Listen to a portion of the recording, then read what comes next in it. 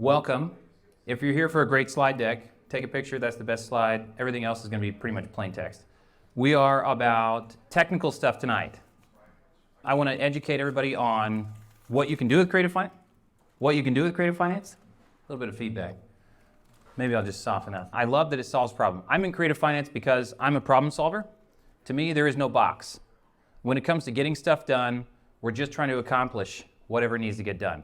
Don't trap yourself in a box. Open your mind to what's possible. Look at solutions rather than problems. Look for the solution. Look for the path to the solution. And I say this almost on a daily basis. If you look at it like climbing a mountain, there's 15 different paths to take to get there. We're trying to get to close of escrow. Somebody needs to sell, somebody needs to buy. We're going to find a way to do it. Get creative or get left behind. That's pretty self-explanatory. Now, I am going to walk in front of the slides because that's a taboo, and I like breaking the mold. Who's wholesalers? Let me see, raise your hands. Not that many. Are you serious? How many wholesalers do we have? Really? All right, come on now. Okay. Why does this matter to wholesalers? What we're going to cover today. Because you're going to get left behind. You're going to turn your trash into cash. You got these deals, these cash offers, they're not going through. There's another way to get it done. So we're going to find a way to turn your trash into cash. For realtors, how many agents? Let's not be adversarial. Most times I encounter an agent, it's across the table and we're debating something. And that's not my goal. I would like to be on the same team because we're trying to help your seller, we're trying to help the buyer. Who else is in here? We got borrowers, lenders. Okay, this stuff matters because you need to understand the strategies that you can use to make more money and how to do it safely and securely. Who else do we have? Okay, flippers. Who's doing flips? Okay, fantastic. There's a technique I'll get into. It's called Novation. Ooh, yeah. We'll talk about that and how you can use it profitably. I started Creative TC because I've done my own driving for deals. Who knows driving for deals? Driving around looking for trash properties, take them down on a list. I've done my own cold calling, hated that. I've done lead management. I'm going through the progression of wholesaling from lowest to highest tier here. I've done my own lead management, which is calling it, just the weekly, bi-weekly, whatever calls to keep the lead warm. And whoever's out there, if you know, you know, the money's in the follow-ups. So those lead managers, they're the cost of doing business and making money long term. I did that for a sub-2 students wholesale team for a while. Learned a lot. I talk too much. I don't get to the close. I've always been a consultant. I come from cybersecurity, so risk management, cybersecurity, that's in my blood. I've got a bachelor's degree in cybersecurity and risk management. I just try to help people too much. That's why I don't go for the close. I've done underwriting, and if there's a critical skill it's comping and underwriting. If you're doing cash deals, you better be good at comping. And how many idiot wholesalers out there are there who keep locking stuff up too high, too high, too high? They're playing with people's lives and emotions. It ain't good. I'm not a fan. We need to get better. We need to be better. Why do you think licensing is coming in certain states where you have to be licensed to do wholesaling in the first place? Because it's not professional enough. My team at Creative TC cares about all the parties involved in a transaction. We want to make sure things are done well and with a holistic view in mind. What else? Oh, so I've done wholesale. I've done all the seats in wholesaling. I've dispoed my own deals. Hate that. A lot of respect for the dispo people who are able to build those relationships, keep calling people, find the buyers, build the relationships, and be able to close deals. Fantastic. I've done my own transaction management. And guess what? That sucks so bad I started a company to do it. Because it sucks for everybody. And I was like, there's a gap. Somebody needs to step in and bring experience to this process because there were so many questions. And when somebody's mortgage is on the line, somebody's credit is still on the line in a subject to transaction. In my book, it's not okay to not really know what you're doing. And somebody needs to know what they're doing in that transaction. And I started a company to solve that problem. That's Creative TC, creativetc.io. I'm on YouTube and Instagram. You can find those. We'll come back to this later. I have a spreadsheet available. My partner may not have updated the website, so we'll get to that. But I have a fantastic underwriting spreadsheet specifically for acquisitions related to creative finance. Again, comping and underwriting, two absolutely key things. Underwriting for creative deals, critical. Preferably you have two valid exit strategies and not just one like Airbnb. Oh, it won't cash flow, so Airbnb. No. Let's not do that. Let's not play around. All right, what I hate about slide decks is they're distracting and they're all about pictures. So that's the second pretty slide and that's the last of them. What I want to do is engage you guys. So far I've monologued, but I do encourage you to ask questions.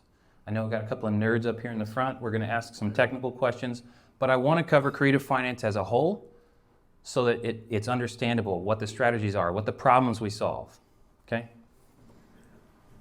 This slide speaks for itself. This was a new slide 6 months ago, a year ago. It's old news now. If you're not keeping up, get creative or get left behind, right? Creative finance solves problems. Sellers need to sell, and one of the examples that somebody hadn't thought of, who was it that hadn't thought of a VA loan? A veteran. Did he leave? Imagine a veteran who gets a 100% loan and gets new orders. Well, agents, how much is it going to cost me to sell a $500,000 house? Throw me a number. You got calculators, I'm on stage. Help me out. All right, 20, 30 grand. It's going to cost a lot of money to sell. They're losing money. That sucks. What if we can give them 5 or 10 grand and take over the payments? Can we do that? Is that helping somebody? Yeah. It's huge. Creative finance solves problems. So what I'm going to say is if there's not a problem being solved, you don't have a creative deal on your hands. You need to find the problem and solve it.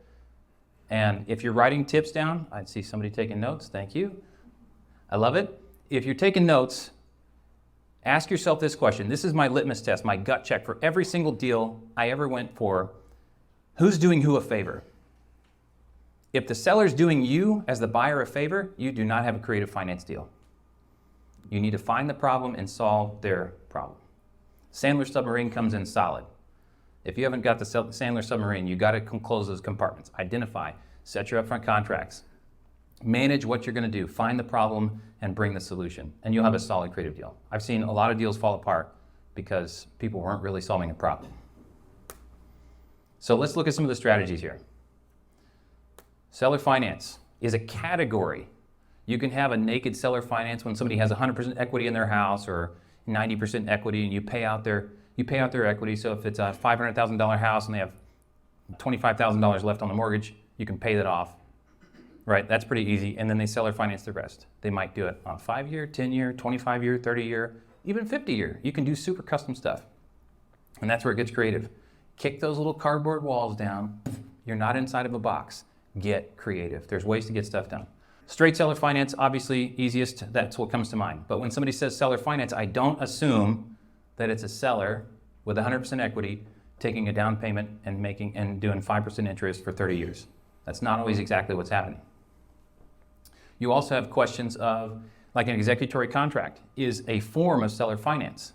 Who's ever leased a car? You don't get the title until you finish paying it off. That is equivalent, in your mind, just trying to relate this, that's equivalent to an executory contract. That's where it's like, I'm going to start making payments. We're going to sign a promissory note. I'm going to record something on public record that says I'm in the process of buying your house or this house for myself, but title doesn't come to me as the buyer until I finish that financial obligation. Consider it lease to own, but we don't call it that in real estate. Different types of contracts. Contract for deed, it depends on what state you're in. If you're in a deed of trust state like Missouri, it's a contract for deed.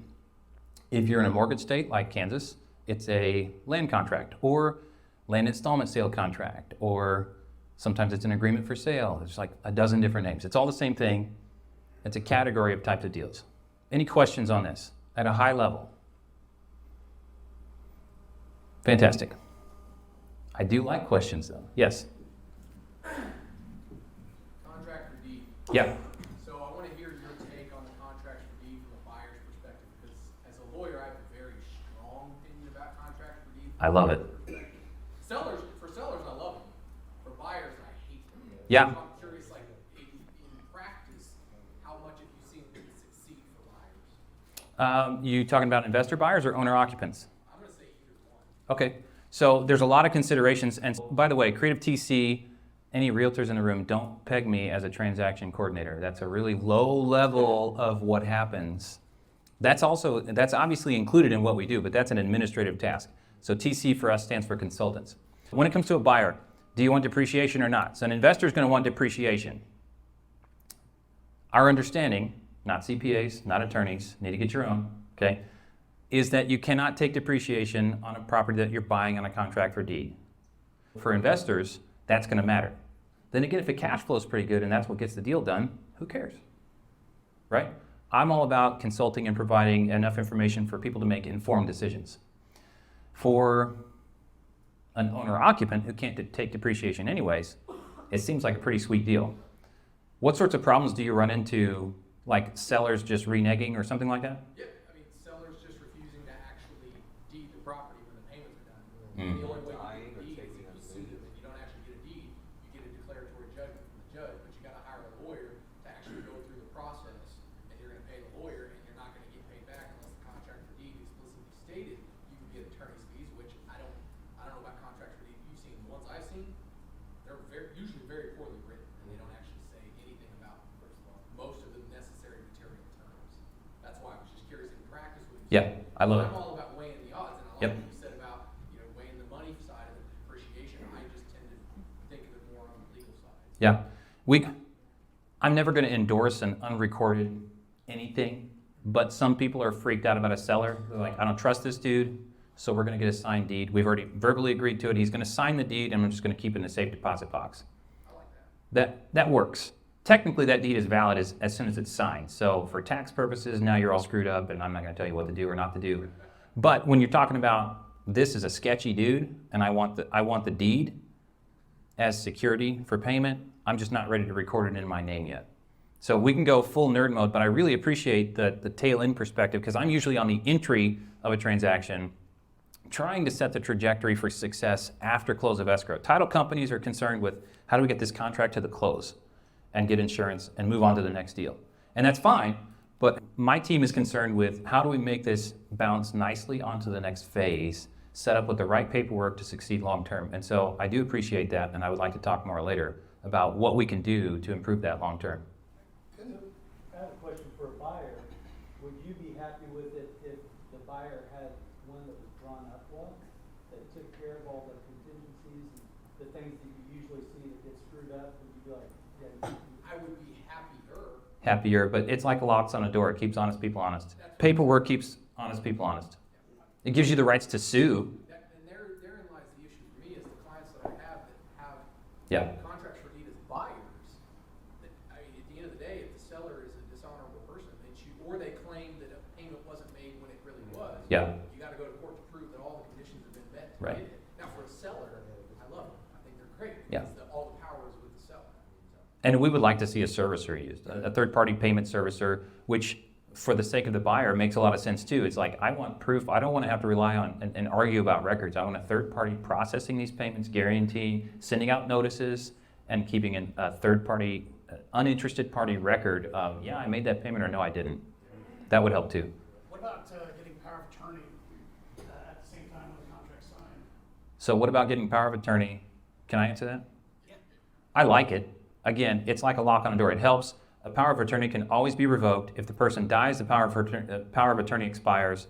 And most title companies and attorneys, closing attorneys, will not honor a deed signed by a power of attorney who's an interested party in that transaction. If it was a hired third party, do I get points for being experienced? Everything you just said is correct. Fantastic. Checkbox. Because I've had a lot of conversations with attorneys and title companies about this stuff. And so yes, you can get a power of attorney. No, you won't get title insurance if you deed it to yourself using a power of attorney. Ain't nobody gonna do it. You're gonna have a really hard time with it. And if you go to sell it down the line, you're just stacking up problems down the line. But if you don't care about tomorrow and you care about today, you can do it. You can get anything done. Good questions. And I like thinking outside the box. And what I want is you guys to make informed decisions as you get into these situations. Creative finance through sweat equity as a service provider? I like the idea. Creative finance, sweat equity as a service provider. You mean JVing with somebody who has capital to take down a deal and you doing the work? Yeah, a fantastic JV agreement. JV agreements are like the crayon version of a good LLC operating agreement. You should really get something really official that's well done. And it sounds like we have somebody who can help out with that sort of stuff. I review LLC operating agreements. One of the ones from who uses their Section 6 and Section 10 have some stuff that I would have problems with. And I've consulted with clients. Their operating agreement on there indicates that any partner inside or any member who, for example, joins another venture, which would be considered a competing venture, is considered to be automatically withdrawn from that company. That sucks. Be careful. Because when you partner, when you JV with all these other people, now all of real estate's all about JV, you work together, and that's great. But when you just take an operating agreement and say, yeah, we'll do that, guess what? If you're the one reading the contracts, yeah, go encourage your partners to, now I'm not malicious, but if you go encourage your partners to team up and they're automatically withdrawn from all your LLCs, file the paperwork, take the houses. See, so that stuff matters. And I would recommend it through an operating agreement, specifically just a handwritten or even typed out. JV agreement is really lightweight, would do it. I'm trying to understand the benefit of doing, I'm a buyer, you're a seller. We do a contract for deed in Missouri. Okay, I sell to you on a contract for deed. Correct. If I'm the buyer as an investor, which I would assume anybody in the room would be trying to do as an investor, what would be the benefit of not having the deed executed at the time of the contract? Like, why would I not want to do that? Why would you not want the deed signed? Sometimes it's a seller who doesn't want to sign a deed because they don't trust you. And I agree with that, but I have the same distrust for a seller. Exactly. So a benefit of not having it signed, I don't see any benefits to not having, if you don't want tax depreciation or you don't want to double close or your title company or somebody involved in the transaction won't allow for the ABC transaction. Depends on what you're doing downstream. And you're allowed to call BS, I want to learn. So if you have something, as an attorney in the back, please do feel free to say, you shouldn't do that for the audience's sake. We've been doing something I call, we'll get to wraps, a soft wrap, which is acquiring on a contract for deed, which allows that from A to B to C. We're talking about a three-party transaction. Seller, somebody in the middle as a wholesaler, and then an end buyer like an owner-occupant. Acquiring on a contract for deed that gives permission for renovations, for changes. Now those become part of the property, so if the person bails and drops out, that stays with the property and the person who holds title. But they also have permission to subsequently sell on another contract for deed, like a wraparound contract for deed. Okay. I call it a soft wrap. Okay. Copyright. I don't know. I've gotten into some situations when you get into the nitty gritty of reading mortgages, and in fact, FHA mortgages have been more tightly worded when it comes to due on sale, and we'll touch on this. But even a contract for deed violates the due on sale provision of a regular mortgage, of an FHA mortgage. And if a due on sale gets called, one of the fallbacks has been, I'll just deed it back to the seller and then sell it to myself on a contract for deed. That works with some mortgages. You can cure the default. Whoever's defaulting on a mortgage has the right to cure it, and that did work. But increasingly that's not working because they understand the game and they're saying no. I just did a deal in Colorado, an unrecorded contract for deed, because it's an FHA mortgage and the buyer's an investor who's going to live in it, which is fantastic, and like rent by the room to buddies.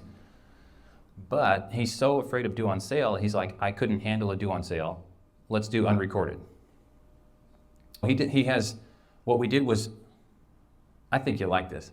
I placed a $1 lien that cannot be paid off until the underlying mortgage is paid off. And that way, the seller actually owes the buyer $1 with a deed of trust.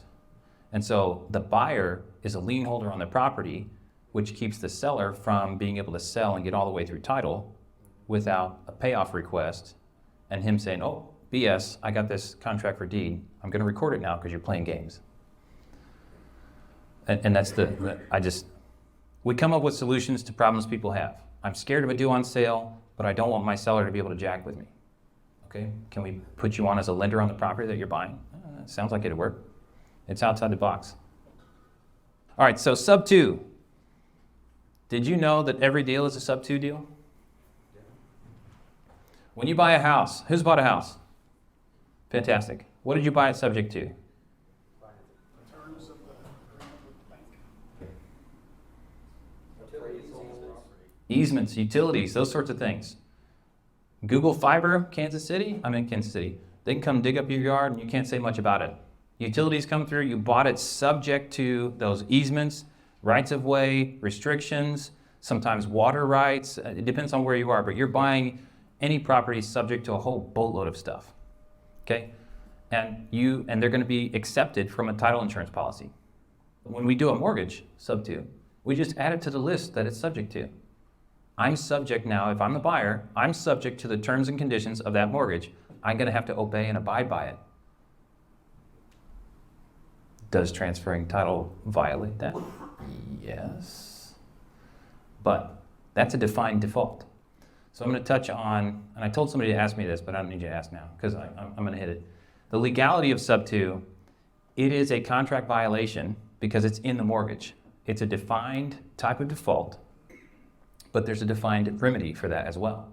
And so if the lender wishes to exercise that remedy, it's spelled out what they can do and how to do it. And if you default, they don't have to call it due, they can. And typically, in our experience, deals that are being paid, mortgages that are being paid are not being called due. That's our experience. There's no guarantees that it's not going to happen. But somebody who's in default has the right to cure as well. So they have to tell you, they have to notify you of the default and what you can do to cure it. And a lot of times for us, that's deed it back to the seller and play a big old paperwork game. Have you ever seen the lender call a note? I have not been involved in a due on sale yet. I've had somebody call me and then, dang, I closed them good. I had a good fee lined up to fix it. And then somebody mentioned it on a Zoom and Pace said he'd fix it for free. I was like, you robbed me. No, but it was a credit union. It was 2 houses and it was in North Dakota, I think it was, a credit union calling it due. And smaller banks tend to have a higher risk. And so that's something we understand when we're doing this. We're like, who's the lender? Let me see a mortgage statement. Let me understand what's going on. And I, as a creative TC transaction consultant, I'm going to say, here's your risk, my understanding of your risk level, and here are some options and what the potential outcomes would be. You need to make your own decision, and we'll follow through with it. That's been one of my questions is because we are such a rural area, like they're all small banks. They Yeah. all actually look at their notebooks. Small banks are looking at the books, and even a contract for deed might trip those. Are they all in standard mortgage docs? Like Section 18 says, it talks about due on sale. You have to go start looking at some of those mortgages. Yeah, most of them are. Yeah, deeds of trust and mortgages. How do the banks even get notice that a deal's been done? How does a bank get notice that a deal's done? You know, I hope this video doesn't make it out because somebody can just automate this real easy and do title searches. Transfers, in the newspaper. Well, I mean, the title work gets done, and all of a sudden that property's in another title, in somebody else's name. Yeah, I mean, if they're watching public records, they can see title changes, so they can monitor public records for properties that are in their portfolio, and they can send automated notices. I mean, it would not be hard. Now, here's the thing: a big lender is using a servicer. Okay, so that when you call customer service, you're calling loan servicing. So my loan's with Bank of Oklahoma, or I don't know, whatever. Anyway, when I go log into my portal, it's like bki or something.com, but when I click to log in, guess what? It takes me to servicing, bki.servicing something.com. So I'm on a third-party servicer site.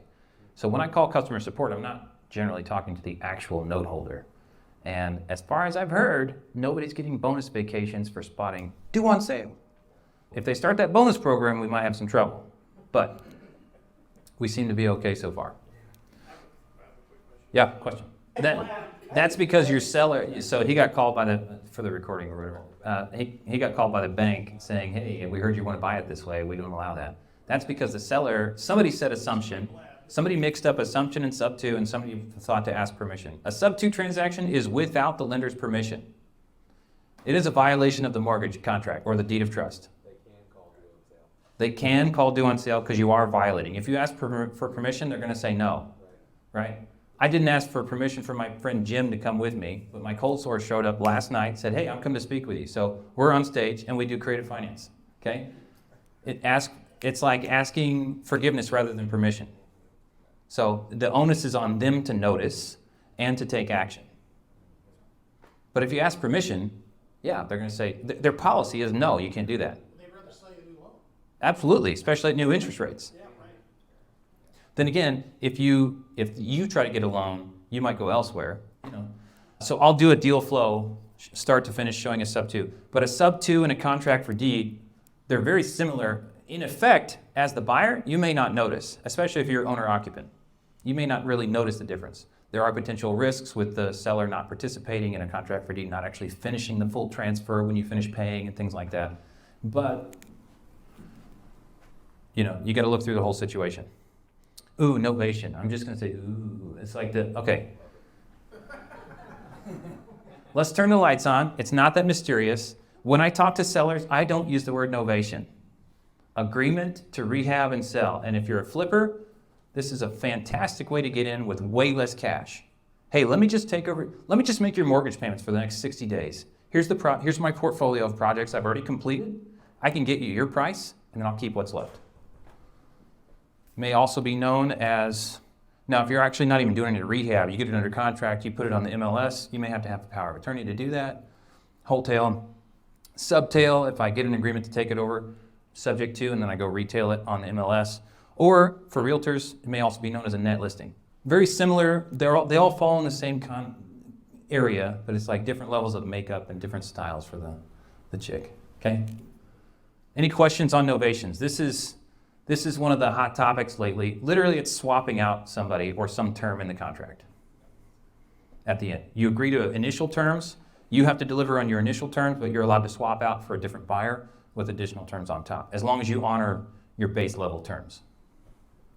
Any questions? Who's ever done one? Who's ever done, let's talk about the finances on this. Who's ever met a seller who's too high? Okay, you're awake? You're awake? Good.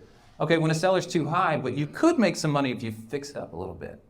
But borrowing capital is going to cost you 10 grand up front. And then you got to borrow 200 grand to take it down, plus closing costs. And then the rehab on top of that, before you can sell it for potentially a slim profit. It's too risky. So what if I can get a private lender in just for the rehab?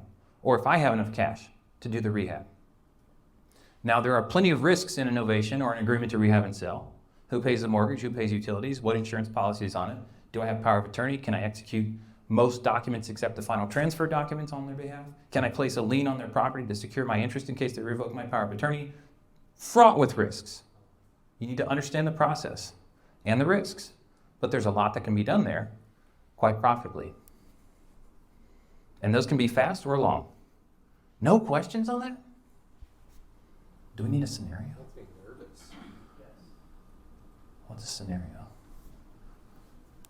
Well, where they live while being rehab. Yeah, good question. So where would somebody live during a novation? I wouldn't really want them living in the property unless it's just like one room that needs fixed up and you've got a contractor that can do an in-house rehab. So set moving out dates and things like that. Sometimes they're already vacant, or sometimes somebody just needs permission to move. Like you've pre-sold it, it's under contract. They know that it's going to be done, and they have an agreement from you to pay the mortgage in the meantime. Or they need to get another mortgage. That's another issue, debt to income ratio. So how does the seller get another mortgage when their first one's still in place? I have 2 mortgages, 2 houses. I was able to refinance the first in order to get enough cash, a cash out refi, to buy the house that I'm in now.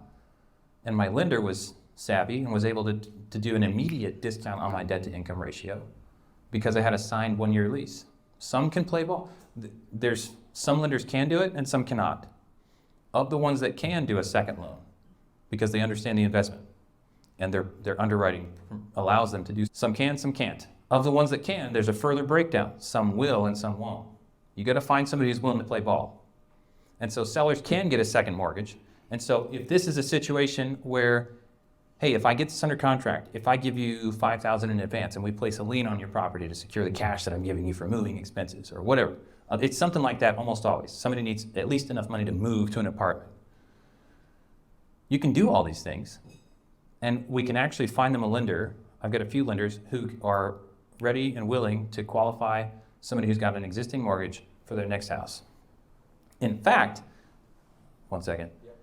I had a seller, funny, idiot. He has an FHA loan, okay?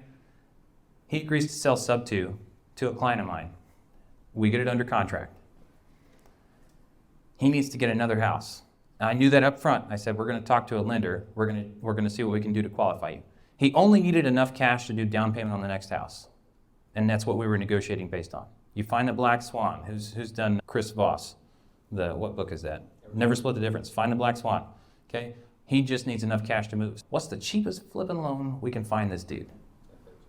We can find him an FHA. Can you get 2 FHA loans? Apparently, yes. We're in the process of getting this guy qualified for a second FHA loan because he's moving far enough and he has a reasonable excuse for whatever you want to call it to get another loan.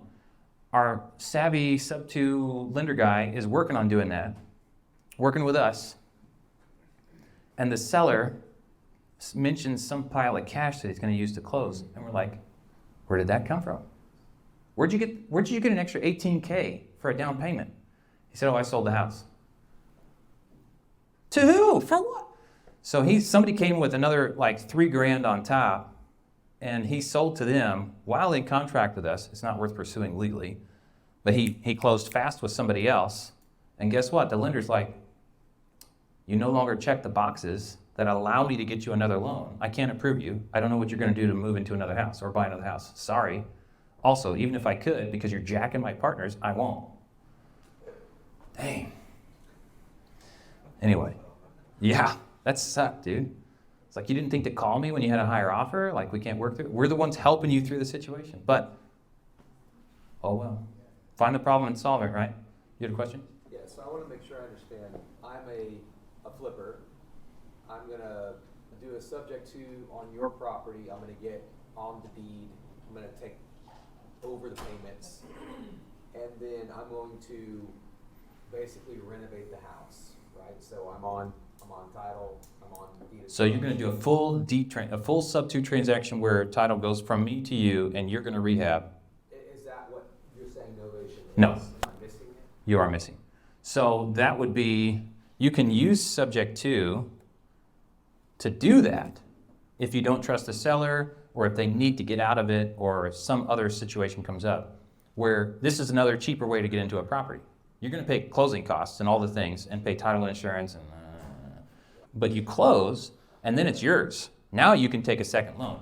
If you don't get whoever's the owner of the property has the right to place liens on it. In a novation, typically, this is all like you're in your escrow period and you're working as them with a power of attorney to get things done. But generally, you're not placing liens from private lenders on that property. If you have cash, that's great. If you need to place a second and or third position lien on that property, you need to close on it sub-2 so that you have full authority to do that. And then you only need the capital to rehab, to close and to rehab. And in novation, generally, you're not giving a pile of cash to the seller up front. It's only when you finish selling at the end. Okay. So in a sub-2, if you got 25K cash to seller, you got to come up with that cash plus closing costs plus rehab, maybe 75K. In a novation, the seller agrees to take maybe a little bit more cash, maybe 30, 40K. It may be too high, I don't know. But they agree to take that much, but then you only have to bring the rehab and some miscellaneous transaction costs during, and then your buyer pays closing costs, and your buyer pays and brings in a new loan and pays off the whole thing. So what's the counterbalance you have as leverage to make sure they honor their side of the transaction? I mean, you're dumping 10 grand into the property, even if it's just sweat equity, you're Yep. putting 10 grand material, right? So in our contract, we get them to agree to 150% of the expected. So this is plus or minus. It's a negotiation. But they agree to place a lien in our favor because we're about to spend money and effort. I say we. I work other people's deals. They agree to place a lien in our favor for that amount. So even if they back out or cancel or do something trashy, we at least have a lien position and can foreclose or whatever. Got it. Yeah, we would use a normal deed of trust. Treat it like a regular loan, like a renovation loan. Ooh, wraparound mortgage. Okay, Fidelity, the underwriter, like for title insurance, sent out a notice fairly recently that they're not allowing wraps of wraps. Literally, just imagine a wrap, like a tortilla, around something. The contents is a mortgage instead of a steak burrito or whatever, okay? The meal inside that tortilla is the first mortgage.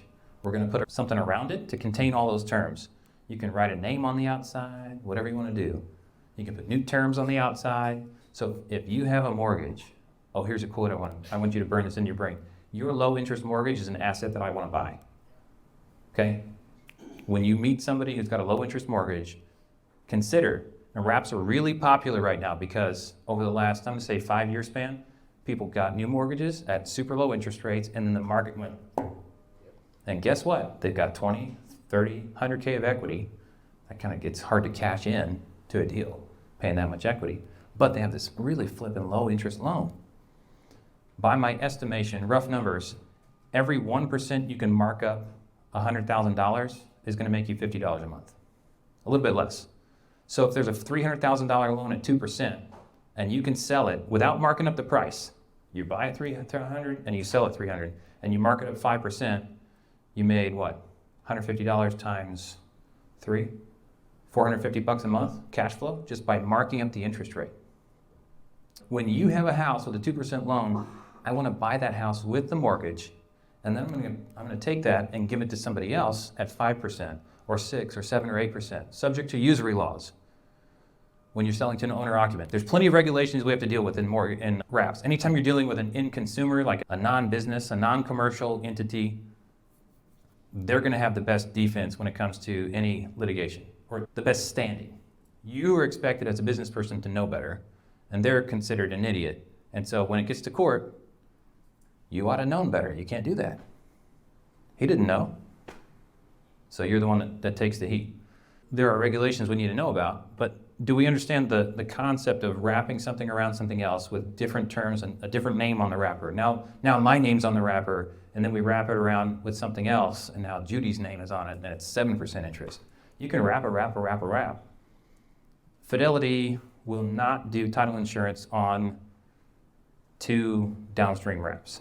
I have a client right now that bought on a wrap, has held it for about a year, and wants to sell to somebody, made him a great offer. He wants to sell it, but the title company will not close it if it's another wrap around one that's already wrapped. So he has to unwrap and deed the property back to the seller and then wrap it from the seller directly to his buyer. We're getting crazy. And then his interest in the property or his equity is going to be financed as a third position lien. Because technically the first mortgage is always the first mortgage. After that comes the wrap, gets second position. And then the private loan, or the seller finance from my client to the end owner-occupant buyer, is a third position. So I'll do some doodles to help convey this. All right, a naked sub-2, I'm going to sign a promissory note that says, I promise to pay your mortgage. You don't get a lien position. You get the right to sue me if I don't make a payment. In fact, if I take payments, whether on a mortgage or not, if I take payments in and don't make the payments to the underlying debt, that's called equity skimming. There's a lot of depths to that I'm not even getting into here, but equity skimming is a federal crime. You can face civil and federal penalties for equity skimming. And I've got somebody that was not making payments on their sub-2 purchase mortgage, and so I just sent him a couple of articles and screenshots like, hey, federal offense, homie, better start making payments. I don't know, like, what are you gonna do? But that was one of my very first deals, and that was when I determined I needed to start this company because nobody knew what they were doing. We just knew we're like, you can do this, and then nobody knew how to get it done. That's a naked sub-2 that's been really common lately. We're pushing people to do a wrap, or a mirror wrap, or an exact wrap. If you have a 2% interest loan and you want to sell sub-2 to me, the best secured position for you is going to be to sell to me on that 2% as a wraparound, so that I have a mortgage to you for the exact amount and interest rate and terms and remaining term as the underlying loan. They mirror the other terms. And that gives you the right to foreclose on me, so you can keep making payments to your mortgage to keep your credit good. And if I default, then you can foreclose on me while you keep your payments up. These are the details of the transaction and that people have questions about and that they have to make their own informed decisions about. Mirror exact, an equity wrap would be if I buy at $300,000 at 2% and I sell at $350 at 2% or 3% or 10%, whatever. So I'm adding equity. If I bought it at a discount and I sell it higher, or if I put some sweat equity in and I can sell it for more. So I'm marking up above what the base mortgage is. And then there's the soft wrap, which I already talked about. Taking on a contract for deed and then reselling on a contract for deed. I think we need to do some doodles with wraparound mortgages. Any questions at this moment? We can go in depth in a minute. Yes? How can a contract for deed buyer protect themselves from intervening creditors of the seller?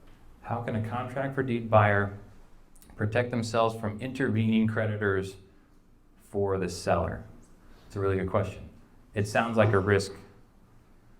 If a seller, for example, causes an accident or has a lawsuit, $1 million judgment, after selling on a contract for deed, how does that affect their interest in the property? Or the buyer in that effect? I would love some help if you can in the back about the specifics, but I'm going to say at a high level, there is a legal contract that's between the two parties, and so the buyer has a vested interest in the property that somebody can't come stomp on. So to summarize, a judgment would generally, now this is specific to Missouri based on the information available in the room, a judgment would take precedence in the situation where somebody's buying on a contract for deed, and therefore now there's a disparity between how much is owed and how much value there is. Now, if it just eats into the equity of the seller's equity, it may not really affect something if that's a payout. And when you go to transfer title and the last is like you're paying off, or if you go to refinance that, I was doing a wholesale deal and a $30,000 credit card lien popped up. That just drove up our cash to close. We were taking a bunch of it sub 2 in seller finance, but now that has to be paid off before we can close. It may affect it like that as well. So what reasons would a person ever choose to go with a contract for deed over just Why would someone pick a contract for deed over taking title is always the stronger position. A contract for deed is a little bit weaker position. Sometimes you've not built enough rapport with the seller. They're unwilling to do it. It's usually something along those lines. They don't trust you, or they're not familiar enough with it. Or there's a real estate agent who says, hey, seller, you're in a stronger position if you retain ownership interest and you sell it on a contract for deed or land contract. In fact, in the East, particularly the Northeast, it's actually really common to do a land contract. When you say seller finance, they mean land contract, which means contract for deed. So when you talk about, oh no, I want a title, they're like, oh, no, I don't know who you are. This is normal. It's seller finance. I want title. I need to take depreciation. I'm an investor. It's worth something to me to be able to take depreciation against my income. And they're like, nah, that's not how we sell around here. It's funny. It's pretty common. I had a question on that. Yeah. Real quick. So if I'm understanding this correctly, you're the seller, I'm the buyer. You've got 2% interest on a $300,000 house. Mm-hmm. I do a sub 2 deal, and I take title and assume the mortgage. Don't say it. You do not assume a mortgage. Sorry. That's a totally separate thing, and it's okay. It's actually good that we come up with this. So if you buy it subject to, you're not assuming the mortgage. You're agreeing to make payments on it, or you may take it on a wrap. Right. Either or. But is my name on the deed of trust at that point? Is your name on the deed of trust? No. It's just their name on the deed of trust. I'm on title. Yes. Now I'm making payments on Yeah. behalf of them. The deed of trust and the mortgage, and the title to the property, or what's the difference? Can somebody on stage, the difference between title and deed? What's the functional difference? I'm going to use them interchangeably. You guys go Google the difference. Just Mostly the same thing. yeah. So the deed and the mortgage or deed of trust are two separate things, and it's real confusing when you say deed of trust and deed Right. side by side. Right. But the debt instrument, mortgage or deed of trust, is one thing. Correct. And so John Smith can owe a bunch of money to some lender while he sells the property to Caleb Christopher, who now owns the property.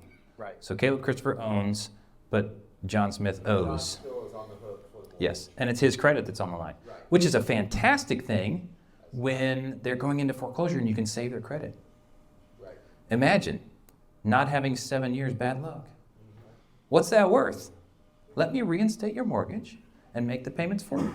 Guess what? The longer an account is open, that's also good for your credit. So let's not start your clock over.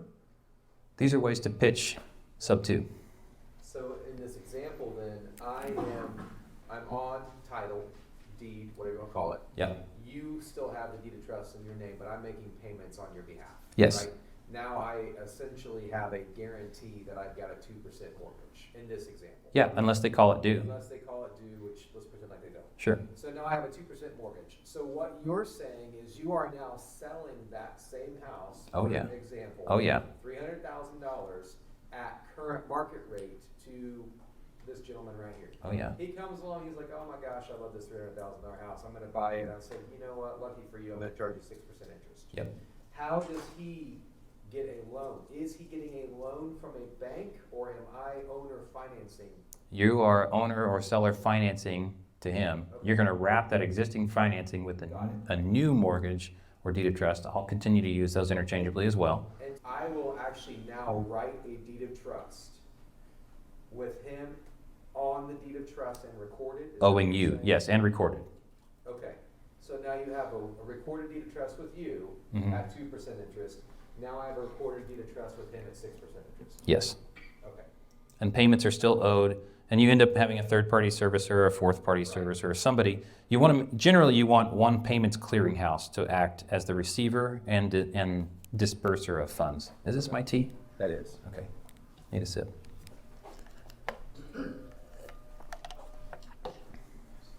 So we can doodle in a second here. I think wraps are really fun. Wraps are really popular, and you need to understand them in today's market. Wrapping up my presentation. Self-performed closing. Super cowboy move. Can't recommend it. But if you've got a title company that absolutely won't do things, or you can't find, like New Mexico, we have a really hard time finding a creative-friendly title company. We have to do self-performed closings there, which is where we take, we do a title search, we look at the previous deed, and we swap out names, retype it, whatever. And an attorney should be involved, writing it. What we do, my team does as transaction consultants, it says, this is what I would use if I was you. You need to take it to an attorney, and then you can get it recorded. My team has access to Simplifile, which can record in most counties across the US. You go do your thing, bring it back, we can record it. And that's where, and there's no title insurance. That's why I'm saying it's a super cowboy move. High risk, no title insurance. But who knows about Scott Horn in Texas? He's a closing attorney in Texas. He takes deals with no title insurance all the time. After he does this for a living, and he's got like 3,000 houses under his belt. He reviews the title, does a lien search, and if he feels reasonably comfortable, he moves forward without title insurance. If he feels he needs title insurance, he gets it. In my opinion and experience, it's the higher risk transactions are those where there's somebody who's been married and divorced while they've had the house, or if there's any probate, anything related to probate.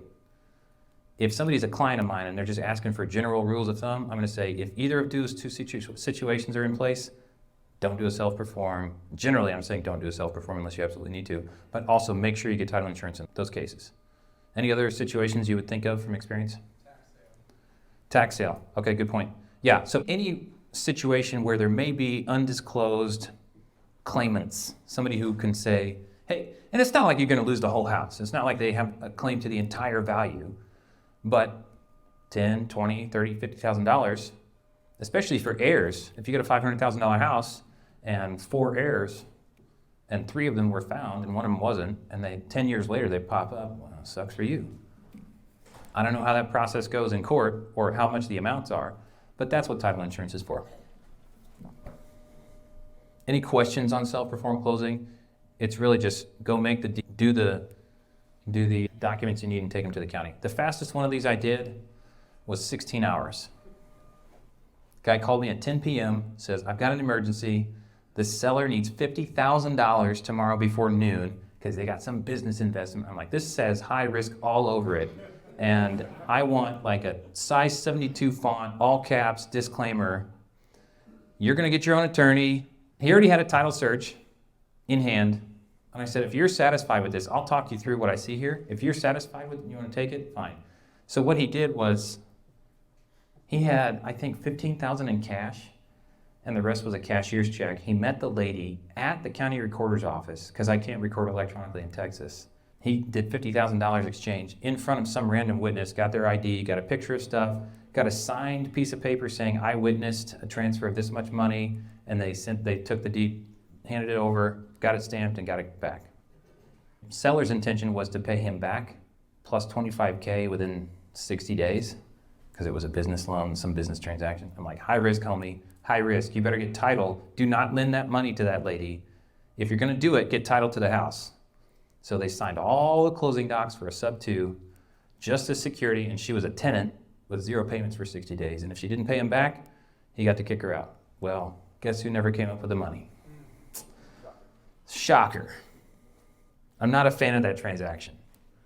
Who do you think gets helped in a creative finance transaction? Because my favorite thing is that I can help people. What I hate about cash offers is I feel like a douchebag lowballing sellers. I don't feel like I'm helping people.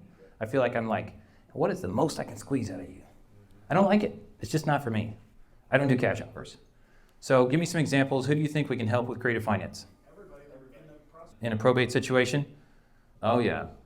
These people, they're like, I know somebody who's got I don't know somebody, I saw a listing that's at 1.2 million. I can't remember, somewhere in Kansas. They listed in November at 1.7 million of 22. I'm like, oh, you missed it by 3 months, 6 months, yeah. They're down to 1.2. It's been on the market for like 270 days, hasn't sold. They're still overpriced, and they're hanging on to that. Now, maybe they don't have a need, but they're hanging on to that, and every realtor knows some seller who will not come off their price because Joe Schmo down the street sold for this much, or they feel like the market topped right here. Zillow said this at one point. Yeah, but Zillow also says this now. How about that? I've seen wholesalers use the tax assessed value from the county as a way to pitch the seller on your house isn't worth very much. I think that's a douchebag move. Complete douchebag move. And that's why I don't like cash offers, because that's a trash move. But we can help in this situation. What about those novations? What about we take over payments? Hey, let me just finish fixing it up for you. I can get you your crazy high price. I can get that if you let me fix it up first. Probate situation. Now, these are harder to deal with, and my company tries to avoid probate situations because they get wrapped up and tangled. And our business model is we don't get paid in full until the deal closes. So we're taking a risk with you. And I don't want to take a risk on stupid transactions that have a high failure rate. So my team has closed more than 250 transactions, or assisted in closing more than 250 transactions in the last year. On top of that, we've got a little bit less than 50 that have failed. And most of those were early on when we were just saying yes to everything. Now we're a lot more selective. We gut check deals. We do underwriting. We want to make sure it's going to cash flow. If it doesn't cash flow, you better have a good reason why you're okay buying it with negative cash flow or break even. And if we understand the deal and it makes sense based on the buyer's interests, we'll move forward. We went over this situation right here. That's also true with people with FHA loans. They got low or no equity. It's going to cost them money to sell. Or somebody who moved into the property, made one payment or no payments, and now has arrears to catch up. And ready. Oh, we died? Better plug me into the wall. Maybe I'll yell. Or somebody who's got, low equity. Life changes. When somebody has a life situation change, new orders for military, new job, additions to the family, you got a 2-bed, 1-bath, and you find out you're pregnant with triplets. Sucks for you. But what if you can't sell your house for a profit? Well, let me come in and give you your moving expenses or help you out in some fashion and then take over. All right. I'll carry the cord. I remember days before we had cordless everything. I'm hip. I'm cool. I just like that we can help people. Realtors, if you've got one of these idiots, we can help you.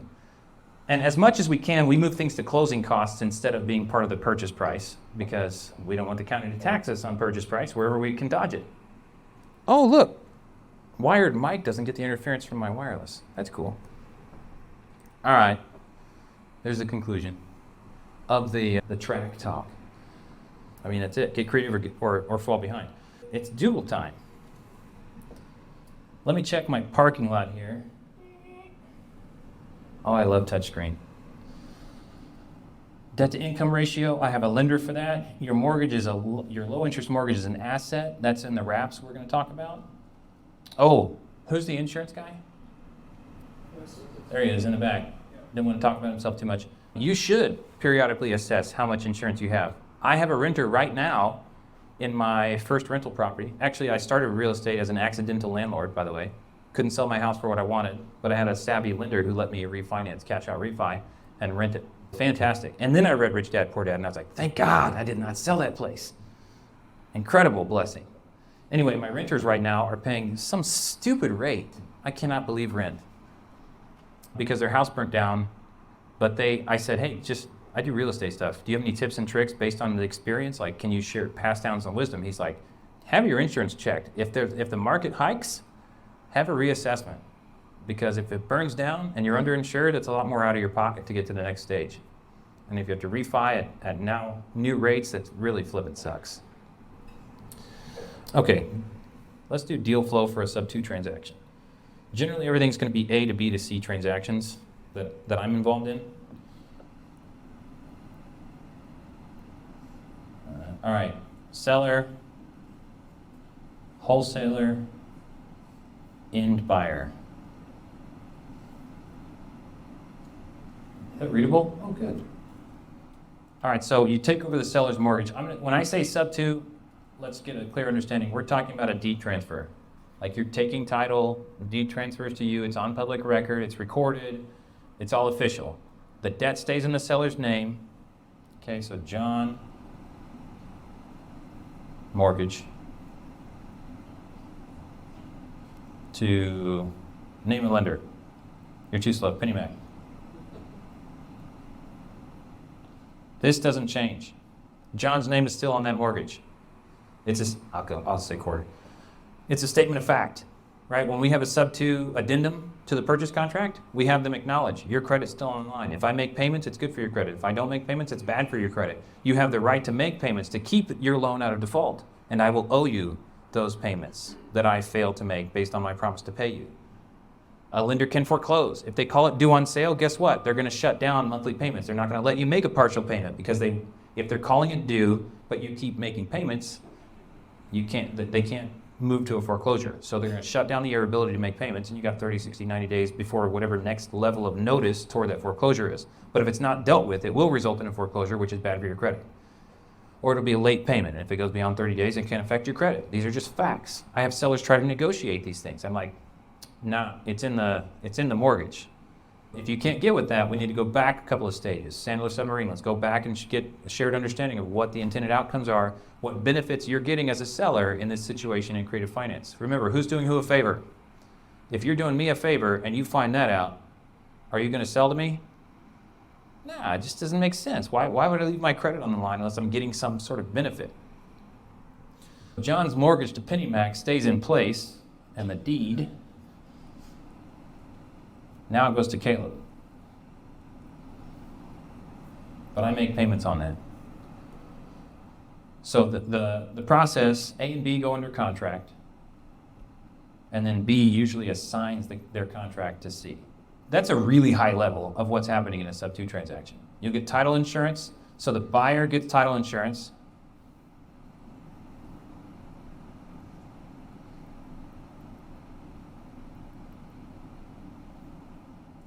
Whose name is on the insurance? Thank you. Whoever's got title needs to be the primary insured. I had a situation where I told the buyers, you need to get insurance on this. The seller, when deed transfers away from the seller, it's no longer insured. So let's get an insurance policy lined up. I had not been policing that. They didn't get a new insurance policy. It was an FHA owner-occupant policy in the first place. But the seller had renters in there, so they had the wrong insurance policy in the first place. Notwithstanding, the buyer never put new insurance on it for the intended use of the property. And the renters, when they moved out, 58 days after close, burned it down. No coverage at all. Wrong policy for the owner, no policy for the new owner. Or wrong policy for the seller in the first place. They had an owner-occupant policy. And then there's like no fallback. It's not like, oops, we forgot to do something. No, you never had it right in the first place. When they cancel the insurance policy, it generates a notice to the lien holder. It very well may. I have a video on this on YouTube about insurance. So if you find, I don't think there's too many Caleb Christopher YouTube channels. So search that and search insurance on my channel. You can keep the existing policy in place. There's challenges though. Informed decisions, right? You're going to make it's an informed risk. If you have two policies in place, the one that's for the seller is effectively null because there's no coverage provided to someone who's not an owner or the title's transferred, but that keeps you below the radar for the mortgage company. So if you feel it's a high risk, you can just keep paying and leave that in place. I'm not going to make any specific recommendations here. Some people are scared of due on sale and they're like, I don't want any chance of due on sale. Let's just keep that in place and I'll keep paying them PITI. TI is taxes and insurance, and that's an impounds account is what we call it, also escrow, but I don't want to confuse with the escrow process. The money goes to taxes and insurance and just continues getting paid. No notice to the lender because no change as far as they're concerned. That keeps you low on the radar. But then you still have to go get your own policy, you just pay it direct. Then you're paying for two policies. I know somebody with 30 properties and they're paying for double insurance on all of them. Can you be added to the existing policy as an additional insured? Yeah, but it would be no effect ultimately because the insurance policy is for the owner who's no longer the owner. Let's say the seller is gonna be doing a sub-2 deal. What does that do to the seller's DTI? Are they, because technically you're still on the. Can a buyer get another loan after close of escrow on a sub-2 sale?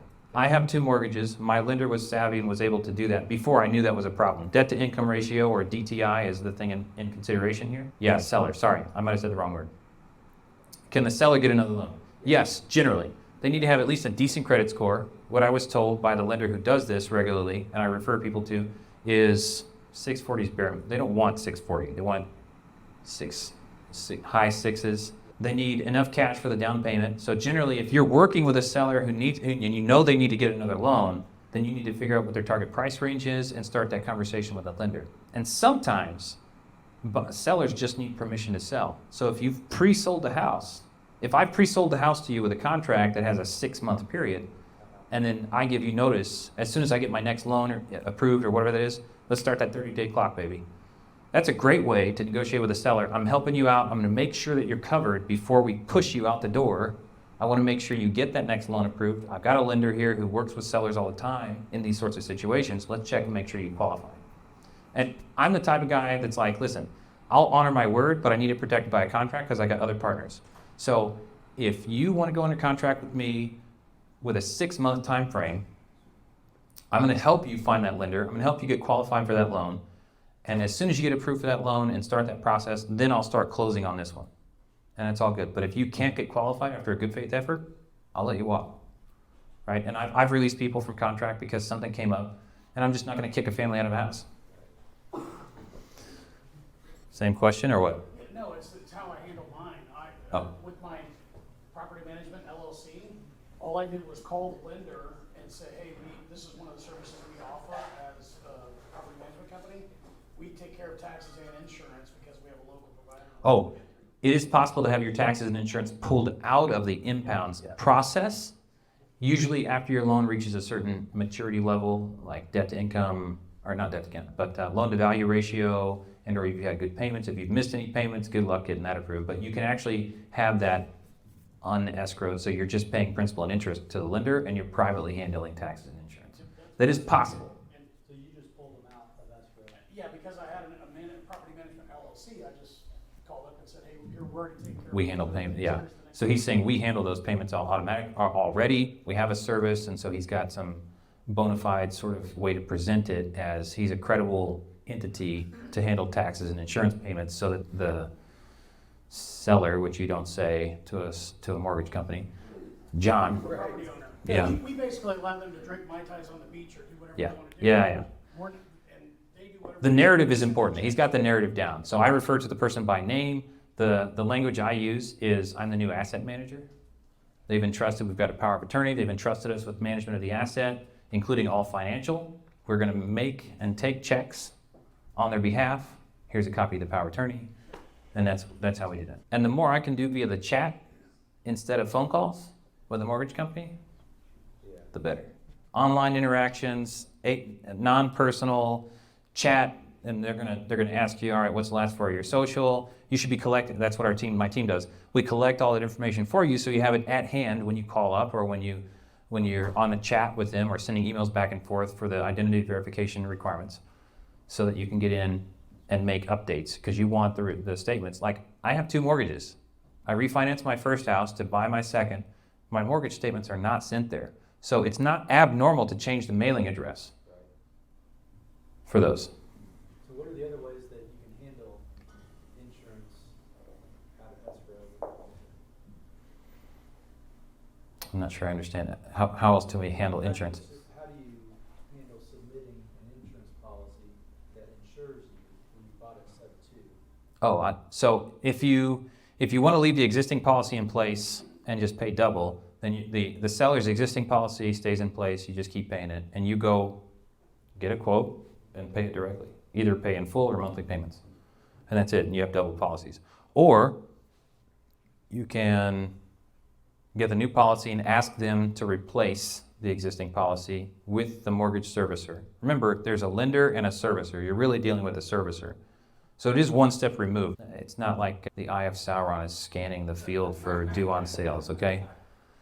So it's not that high profile in the first place. But I have received, because my legal first name is Frederick, and I got a policy in Caleb Christopher. And I got a notice, hey, the name on the policy does not match the name on the mortgage. Please rectify. And the person on the other end is getting paid what, $14 an hour? Unless you've got little vigilante cop person working your account at the mortgage company. By the way, ways to do it due on sale. Number one, call them and ask them. Seriously? Are you calling this due? Can we just not? You may get a yes. You may get a cancellation. That's the first line of defense. Next is deed the property back to the seller. You're curing a default. The default is that it transferred from the person who was approved for the debt to some other entity. Also, don't buy houses in Cash Buyers LLC. Thanks. Just a PSA. You deed the property back to the seller and then buy it on a long-term lease with an option to purchase that matches the exact terms of the mortgage. And the renter is responsible for taxes, insurance, as presented. It's a paperwork dance. You can deed it back and then buy it on a contract for deed or a land contract. FHA mortgages are a little more risky. Also, VA loans. There's a common saying that you can buy a house sub 2 with a VA loan for an exact wrap and it can't be called due on sale. That's not true. It can be called due on sale if the title transfers. What the VA pamphlet, which I had a copy of and I have highlighted, says is that if title does not transfer, it's not eligible for due on sale. So contract for deed is perfect for that. That's a reason you might want to do it, because you're quote unquote due on sale proof for a VA loan if you do it on contract for deed instead. If that's the higher risk to you, you might take the lower risk level of let me buy it on a contract for deed. Matter of fact, in Texas, contract for deed, who does stuff nationwide? I work mostly nationwide, Kansas and Missouri. I don't actually have a lot of work in Kansas and Missouri. Most everybody's local? Okay. If you're doing deals in Texas, executory contract, like long-term, anything that lasts longer than basically 6 months, has to be renewed every 6 months. There's a whole bunch of hoops to jump through. And so contract for deed is not a valid strategy in Texas. And so in Texas, they almost always have to do a full deed transfer. Interestingly enough. What other strategies? We had like 7 of them. If you have an emergency, call me. We'll figure it out. Let's talk a little bit about wraps.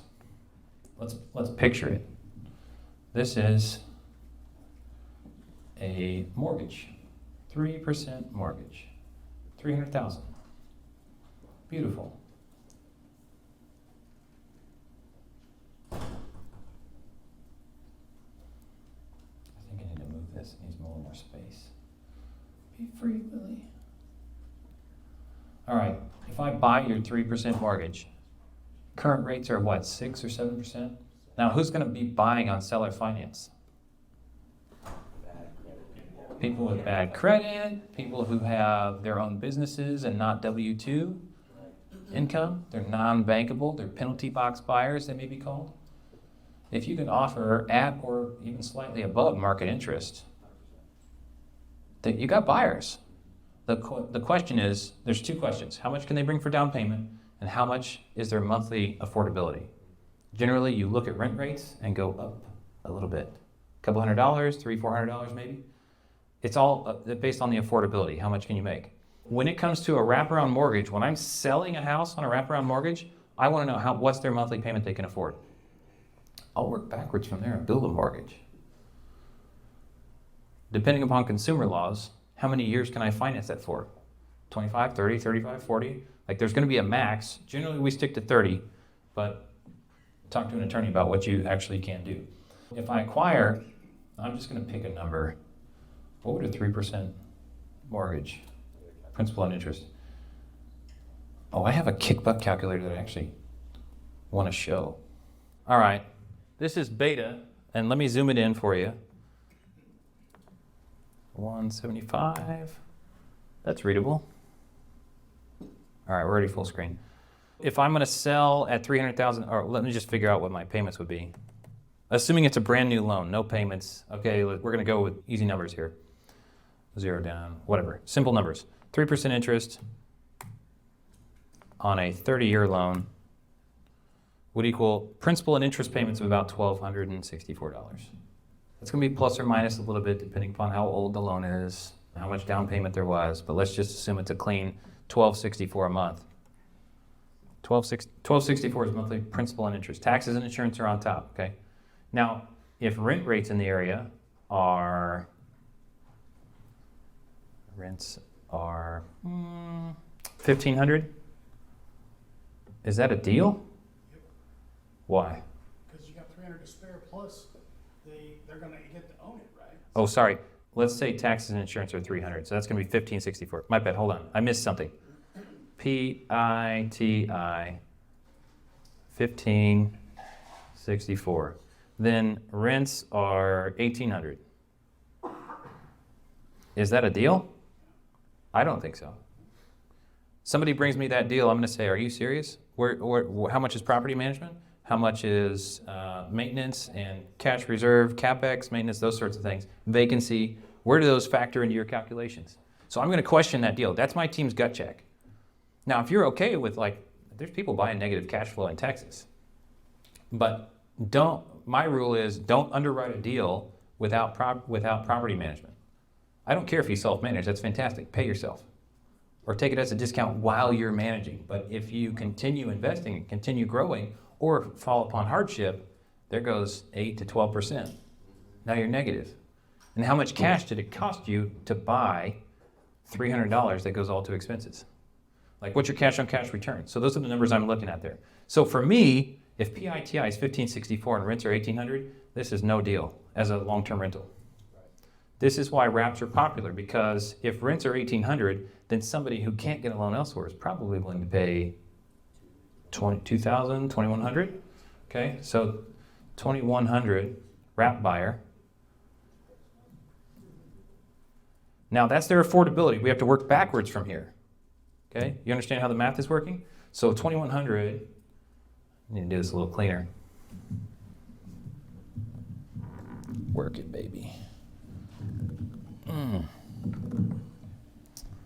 2,100. Come on now.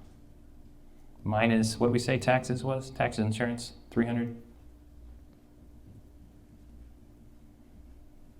Is 1,800. That's their principal and interest payment. Well, 1,800 minus 1,264.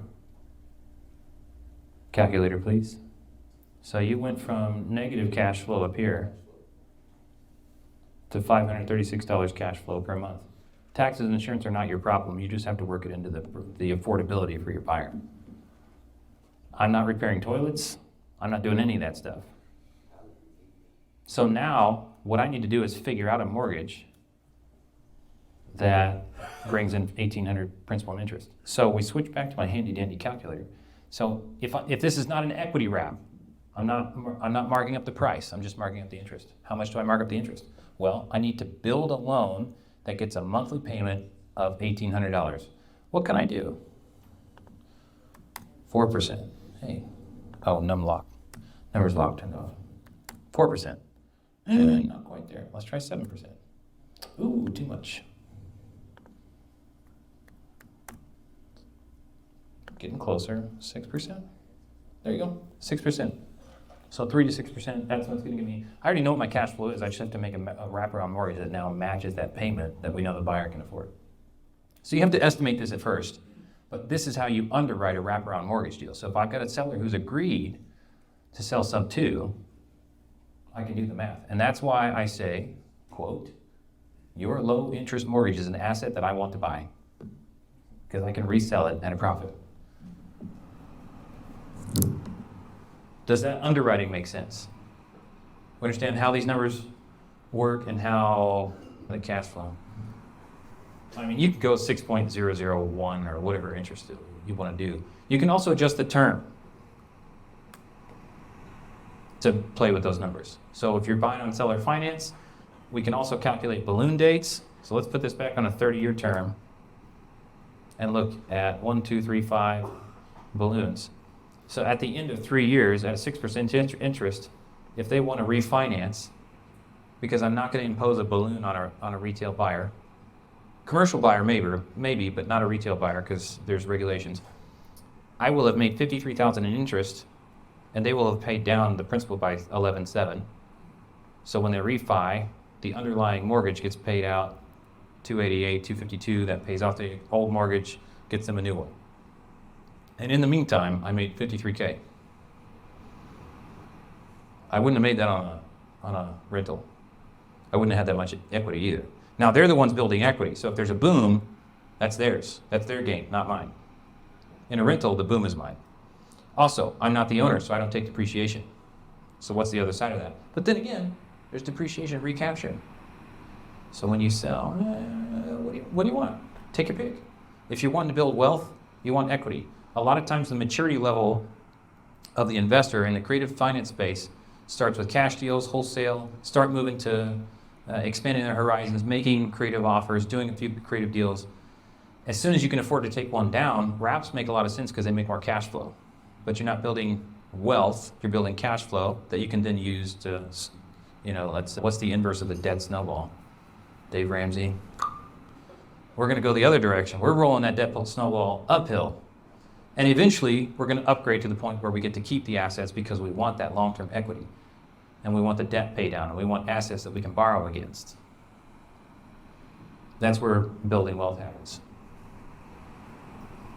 What's going through your minds? Audience. So what does it look like from a rental perspective you buy sub 2? So that's what, unless I'm mistaking your question, that's what I was looking at up here. Either way, I don't care if it's seller finance or sub 2. Although what I was looking at was this was an existing mortgage and the rents in the area. If it's a new one, now what's the chart look like for, oh yeah, I can draw.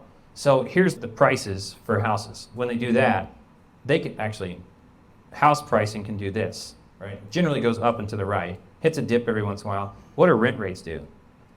Smooth lag. They're slow and behind. They're gonna rise, but not quite as fast, or not quite as much. Way less volatile.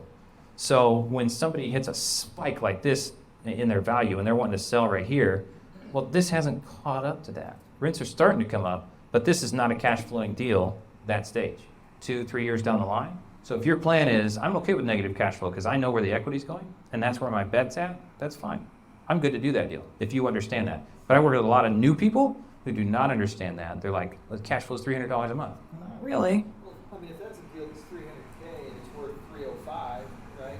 Then it makes more sense as a wrap type situation. But if that's a $300K house that's worth $400, $500K, right? And all you're doing is just assuming that assuming is not the right word. Not assuming, yeah. But you're solving their problem and just getting their problem out of the way. They're not looking for cash, right? They're just looking to get rid of the problem. It's not very often you get to take over a property with $100K of equity on a sub 2.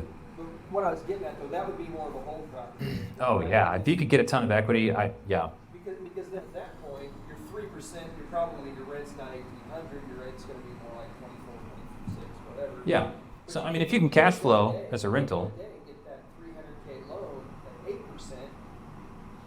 and make that cash. and how much cash do you have available to close, right? Usually in one of these situations, my average cash to close that I'm seeing after assignment fees, closing costs all in, the HUD statement requires a little in excess of 30 to 60K on average for these sub 2 seller finance, these things. Somebody wants a pile of money in exchange for selling their house. They don't need it all at once.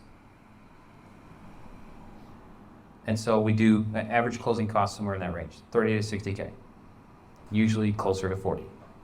Okay, so wholesalers, if you're looking for how much can I afford to put an assignment fee for, also, let's kick down that cardboard box that you've constructed for yourself again. I have a deal in Florida. We got a $55,000 assignment fee coming in, and we deserved it. We negotiated hard. Actually, I'm really proud of this story. If you know Pace Morby, I'm in his book. A deal that I closed at his house while I was at a sub 2 mastermind event, staying at his house. A wholesaler buddy of mine calls me, says, I got an emergency, I need you to help. I said, I'm at a mastermind, leave me alone. He's like, the seller's going into foreclosure, we don't have time. Please, you're the only one I know that can do this. Help the seller out. All right, fine, put me on the phone. spent 20 minutes figuring out the situation, wrote a contract that night. The next morning, somebody took a video of me on the phone talking through the contract because I know it backwards and forwards with the seller. We're getting $187K seller finance at 0% interest. We're paying 25, 30K in arrears to catch up the mortgage because it's about to go to foreclosure.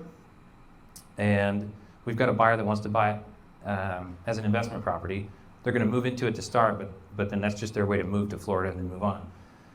And I'm cleaning Pace's pool because I'm just bored walking through the contract with this lady. And somebody's got a video of me closing a sub-2 deal while I'm cleaning Pace's pool. So I'm like, sweet.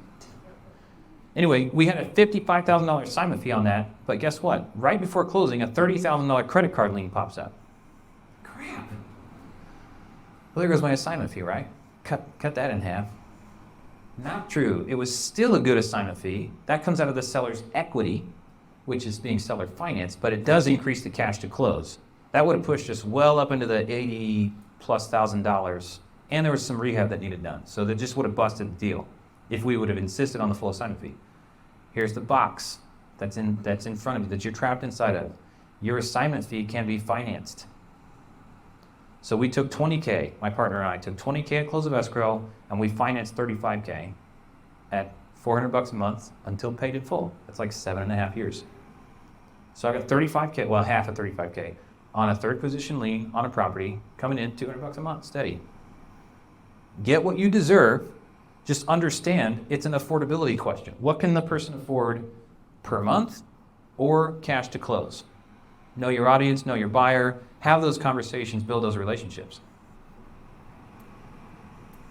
Is this helpful context? Who has different, are there any realtors left? Okay. How can you use this information with, are you going to be the buyer? Or are you working with buyers and sellers? Yes. All of it, okay. I don't care. So this is just tools in your tool belt so that you can solve problems. Also, a lot of people get enamored with these creative finance strategies and they go around and try to turn every deal into a creative finance deal. Who's doing who a favor? Remind yourself of that and you'll save yourself a lot of heartaches and headaches about trying to get deals done and they keep falling apart. You need to be doing the seller a favor. It may be mutual, it may be two-way, but you need to be solving a problem or you probably don't have a deal that's going to close. It may sound like a deal, but they're going to find that something in this closure is going to freak them out and it's not going to be worth what it takes to sue for specific performance generally. With a wrap mortgage, do we need a different deed trust promissory note than deed trust or specific to the wrap mortgage? Do we need a specific mortgage for the wrap? Oh yeah, I never drew the wrap. So let's draw the wrap. I'm going to change colors. We're going to go blue. My wrap is blue. That's the tortilla. Here's the meat. That's the meat, remember. That's a 3% mortgage. And if I'm not doing an equity wrap, I might do an equity. Well, I might do a same dollar. I might sell for $310 or $325 and require $10 or $25 as cash. And so my mortgage that I'm giving downstream is still $300K. So let's just assume that's the case. So we're going to say this is $300K again. At, what do we say, 6% for $535K of cash flow?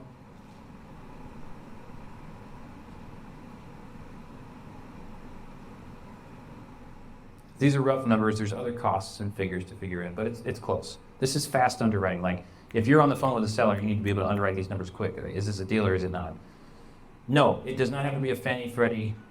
It can be a custom one. I wrote one this morning. I'm working on a deal that I'm actually involved in. My buyer swapped out private lenders last minute. Or he's going to bring his own cash, and he said, the deal changed. We've got a private lender that's going to come in and give us some extra cash at close. We didn't have that much. So he's like, can you write a note in deed of trust so I can get this deal done today? So hopefully they inked it while I was on my way here. And I'll have an assignment fee tomorrow. But I wrote a mortgage for Wisconsin, and I've taken bits and pieces of various mortgages. I mean, you can go, I'm sure, Rocket Lawyer or anywhere. Closing attorneys usually have them. People don't turn to me for one of those unless it's an emergency. And as a consultant, I have an agreement with them that says, I'm a consultant. You need to take this to an attorney, your own counsel, to review before you use it. But if they need one in like an hour or 2 hours, they call me and we crank it out. So, Fannie Mae deed trust promissory note works fine for that. I'm sure it's going to have some modification. It's going to have to point to the fact that there is an existing debt, that it includes a previous. It should reference the existing one. Yeah, now that I'm thinking about the details. What we do is when we look through the title search, we'll find the recording number of the previous mortgage or mortgages, especially when you get FHA with down payment assistance, that's 2 mortgages. The second one is more high risk. What we'll do is we'll wrap around that and we'll say includes this one as document number 1, 2, 3, 4 in county records.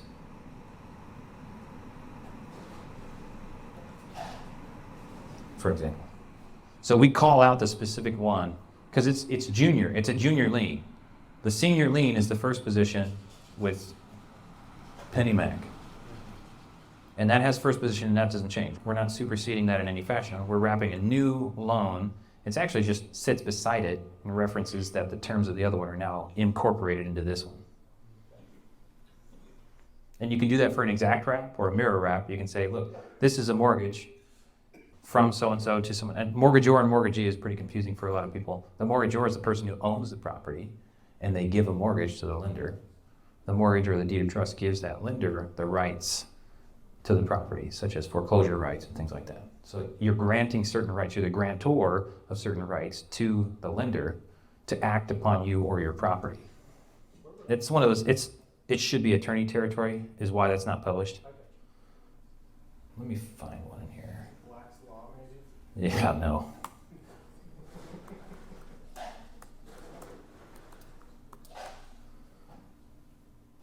One of the documents we use in transactions is going to have this, like the buyer and seller understand that there's an existing mortgage, they're agreeing not to notify the lender, the buyer understands and the seller understands that any existing insurance may not provide coverage after close of escrow. The escrow agent, that's the title company, is instructed to not notify the lender, etc. Here's the contact info of the various people, the current status of the mortgage, insurance. So there's a whole pile of these sorts of disclosures, but I don't think I want to pull a deed of trust up on with other people. Oh, because they have contact info. Yeah, this is one of the disclosures we use. So I've worked in, there's not many states I haven't worked anymore. I don't do New York and New Jersey, but some of them are real litigious and have some really great disclosures. I'm like, oh, snag that, pull it in. So we build master docs that conform to the highest level that we've seen. So the highest common denominator, I guess. What do you call a disclosure? Like who? This is part of your contract? This is part of closing docs. This should not be a bomb that we're dropping on a seller last minute. So this is something that you're sending to the title company? Yeah, as a transaction consultant, coordinator, that person, I'm acting as a project manager. Each one of these has all of its own variables. Each one is its own thing. People need to make their informed decisions based on. So when they come to me saying, hey, I've got a sub 2 that I want to do this for, I'm like, are you sure? Have you considered this? Have you considered that? What's the math run out to? And they may change the deal somewhat. And so we walk that to the finish line. That also involves typically holding title company's hand because not all of them understand this. And I let them know in advance, I'm going to have a pile of docs to go into closing. There's disclosures. Because what are understanding people's roles and objectives? What's the objective of the title company? Close the deal and move to the next. I get it. They're not concerned with day 1, day 30, month 30 after close of escrow, unless it relates to title insurance. These documents help set the relationship between the buyer and seller, acknowledging the nature of the transaction, the requirements, responsibilities, and things like that. So we bring a pile of those. What I don't want is these to be dropping bombs at the closing table for a seller. So we have clear discussions throughout the process. So it's almost like you're acting as if you're the new buyer's lender. I mean, it's the same conversations a lender has with the buyer, right? The CD disclosures get sent out 3 days before closing so they know what's going on. Yeah, that sort of stuff. It's the same thing.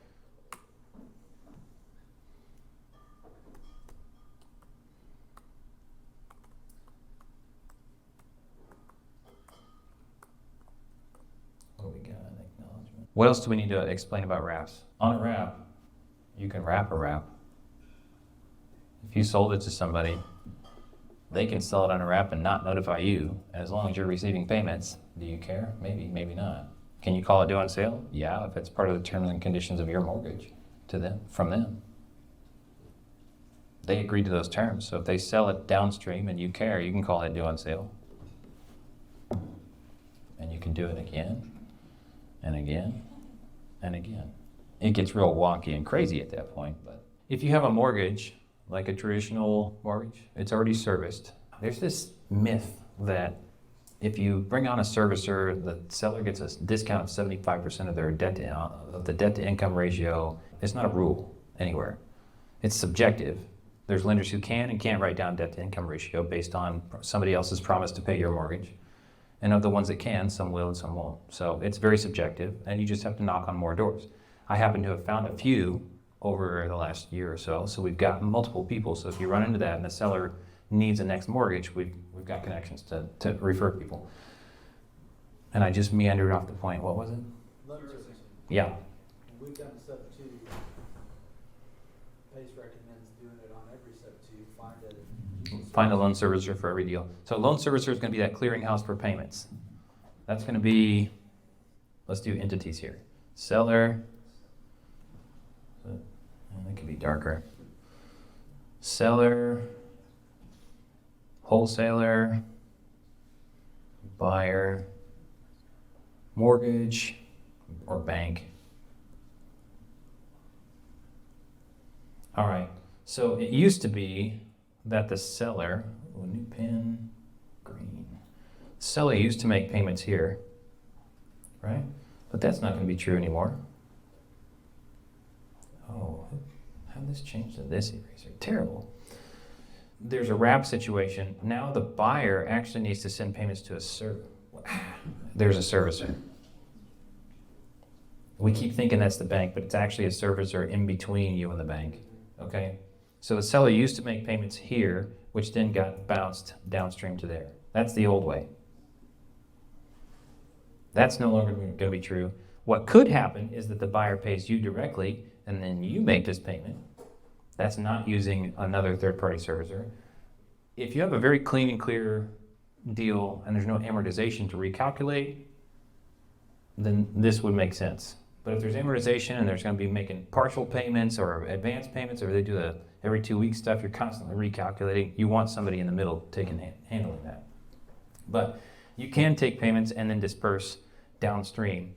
And then guess what? There's other accounts down here: taxes, insurance. So they're actually making 1, 2, 3 payments from that servicer, and they're keeping a few dollars every month for doing that as a service to the lender, whether that payment comes from you or the seller or whoever. So if what we do is insert the stroke eraser, thank you.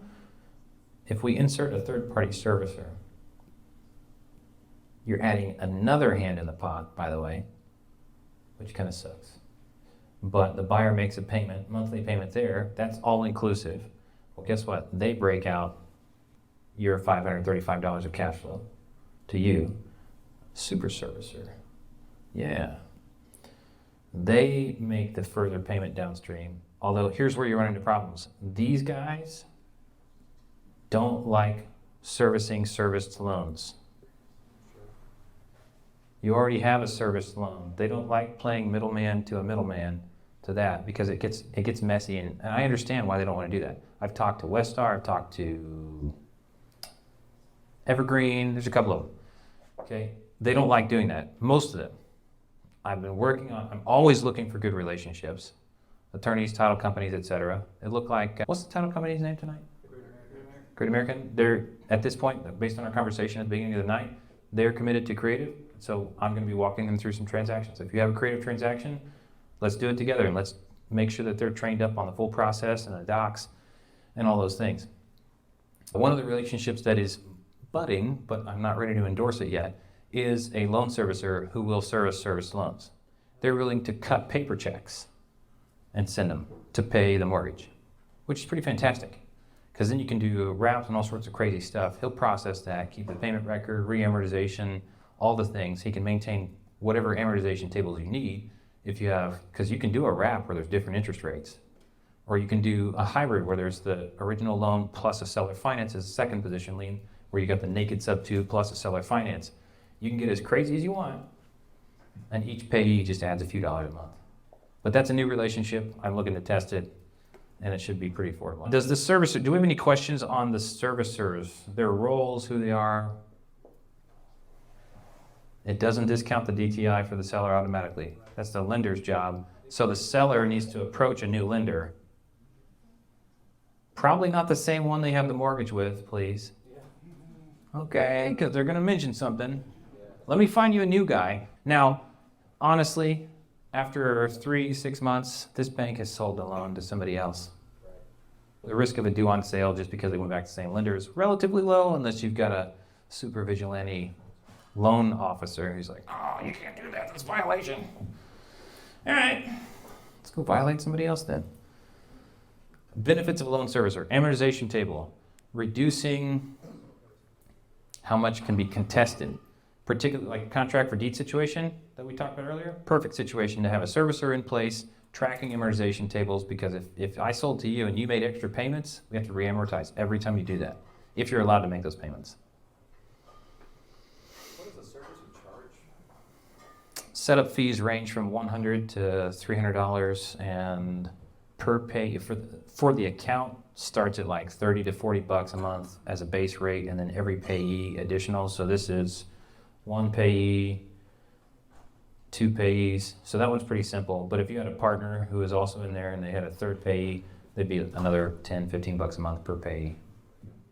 Or if the seller actually has a note and there has to be money over here too. Yeah.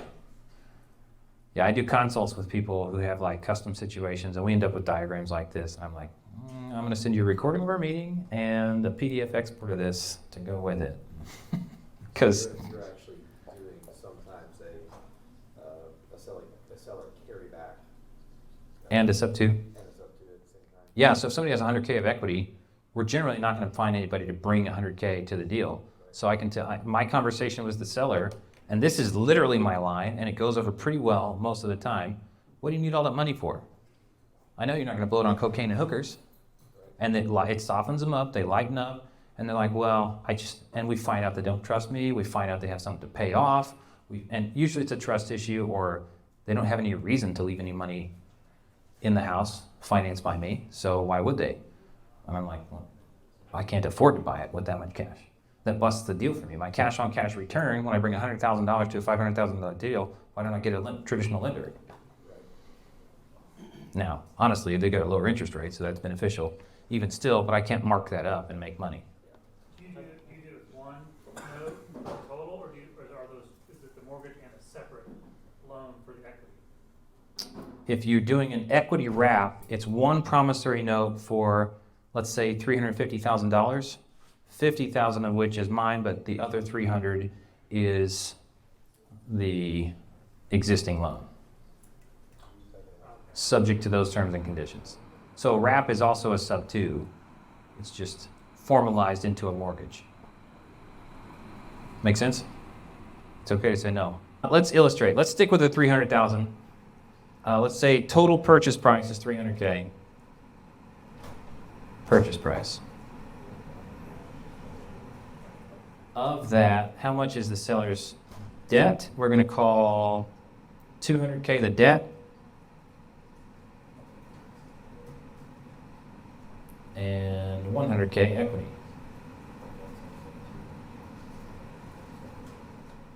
This is a candidate for seller finance. This is a candidate for a sub-2. You can wrap the sub-2 balance. You're taking it subject to that debt, but you can formalize that into a wraparound mortgage. The mortgage just gives the seller the right to foreclose if you don't make payments. It's a lot more formal position. It's a better way to do it, honestly. But no seller is going to sell you their $300,000 property with 100K of equity and finance all of that. They want a chunk. So you're not going to get 100K of, well, there is 100K of equity, but you're not going to get that as seller finance. You're going to get you might negotiate something like this, carve out this much for seller finance,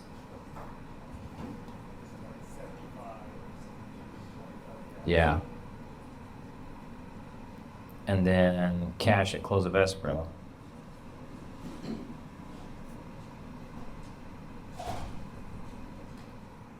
And then you can sell it for 310, 325 or something like that. And then your buyer's cash is going to be this assignee buyer is going to be 25 plus your assignment fee of 10K. Let's just say.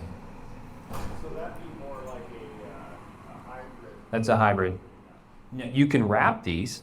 You can wrap the 200K plus the 75 and finance 275. You can say 35K cash to close, cash at closing, sorry, because there's still closing costs and other things like that. But you're going to wrap these two things together as one promissory note for 275K. I promise that I'm going to pay you 275K at 6% interest. That's my note to you. If I'm the buyer, I owe you 275 at 6%, period, end of story. That just happens to also be that you owe the bank 200K at 3% interest. The seller of this, or the wholesaler in this deal, makes interest on 275K. And if the seller sold at 0 interest, oh, so this could be 3%, this could be 2%, 0%, who knows? Could be 5%. But if you can make money up here from this person, it's still a deal.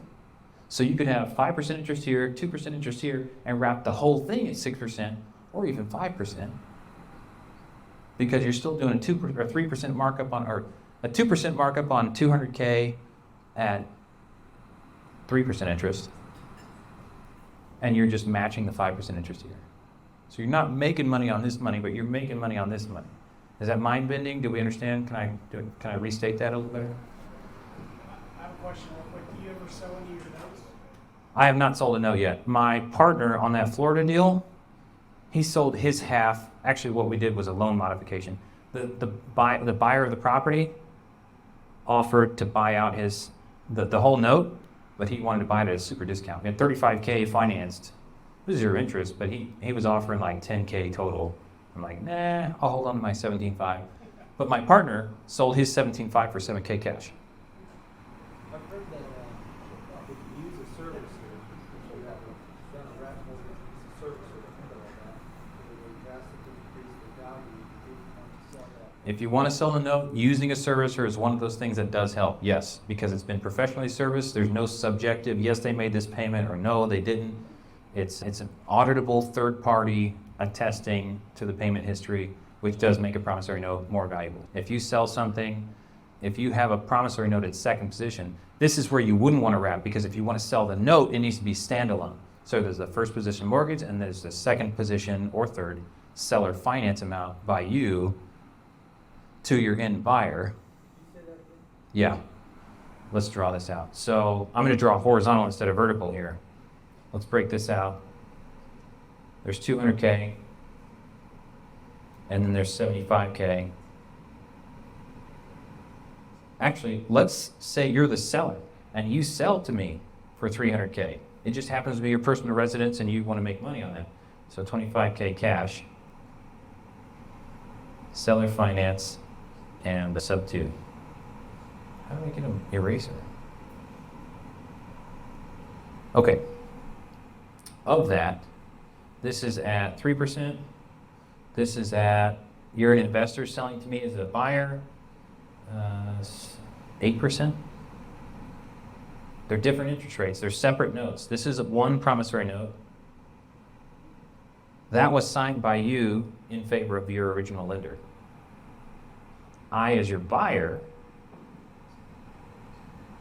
sign a note to you for 75K and agree to make payments on your mortgage. Or you could exact wrap this to me, and I sign a promissory note to you for 200K and a second note to you for 75K. This is carved out as a separate note that you can then go sell on PaperStack or any other note selling marketplace. This is already serviced by default. You can't sell that. It's not yours to sell. This is yours. And so if you service it with a third party, and I'm paying the third party their tracking amortization, you've got 8% interest on it. Somebody might buy it on PaperStack, and you can cash out. Instead of 75K, I make what, 6 payments on it. Now you want to sell it. it's a seasoned loan somewhat, and somebody might come offer you $60K for it. So you can just cash out your equity.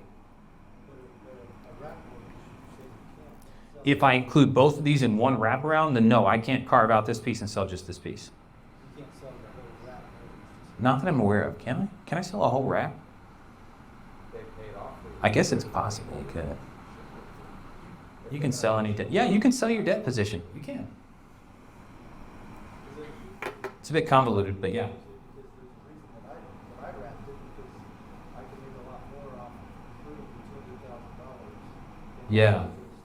Yeah, you should be able to sell out your position if you have this wrap. Even if title belongs to your new buyer who gave you some cash, if you do have a wrap, thank you for making me think this out, then you can, if you have both of these wrapped, it's easier to sell off a single note. That's what people are used to, and that's probably why I need to kick down my own box walls here. Awesome. Glad you could learn something. Thank you. Love it. Your buyer pool would be a lot smaller. Yeah, your buyer pool is smaller. It's a more complex thing to understand, so it's hard to help understand that. But technically, 6 or 8% on a larger balance is making more money, more cash flow. But yes, if you have some interest, you can generally sell your interest in just about anything. If this is investor owned and they originally paid $250 for it, Yeah. if the investor is doing seller financing for $300, they would still pay capital gains on the 300. Who pays capital gains at one point? You pay capital gains based on your actual gains. So if you bought at $250 and you sell at $300, your gains are $50,000. And when you sell or finance, not a CPA, you generally, my understanding is, have the option to pay on that full profit up front based on the projected amount, pay it once in full up front, or to pay as it comes in the installments. So if you take payments, if you bring in $10K per year, you can pay. Any objections? No, that's good. That's my understanding. We have general consensus. What you bring in is what you tax at. Yeah. Some people want to pay it out fast, or they have some sort of active depreciation to directly counteract it, and they would elect to pay it all at the same time. Other times it's like, no, let's spread it out and I'll pay on the gains as I receive them.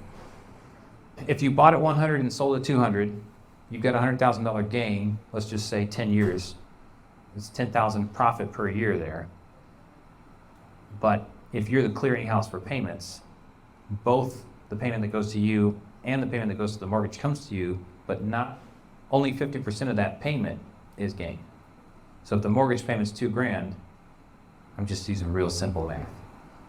Oh, way oversimplified. But if the payment's $2,000, half of that goes to the underlying mortgage and half of that goes to you, assuming you marked it up the exact same amount. Yeah, wraps are the complex part. We're gonna get way down in the weeds.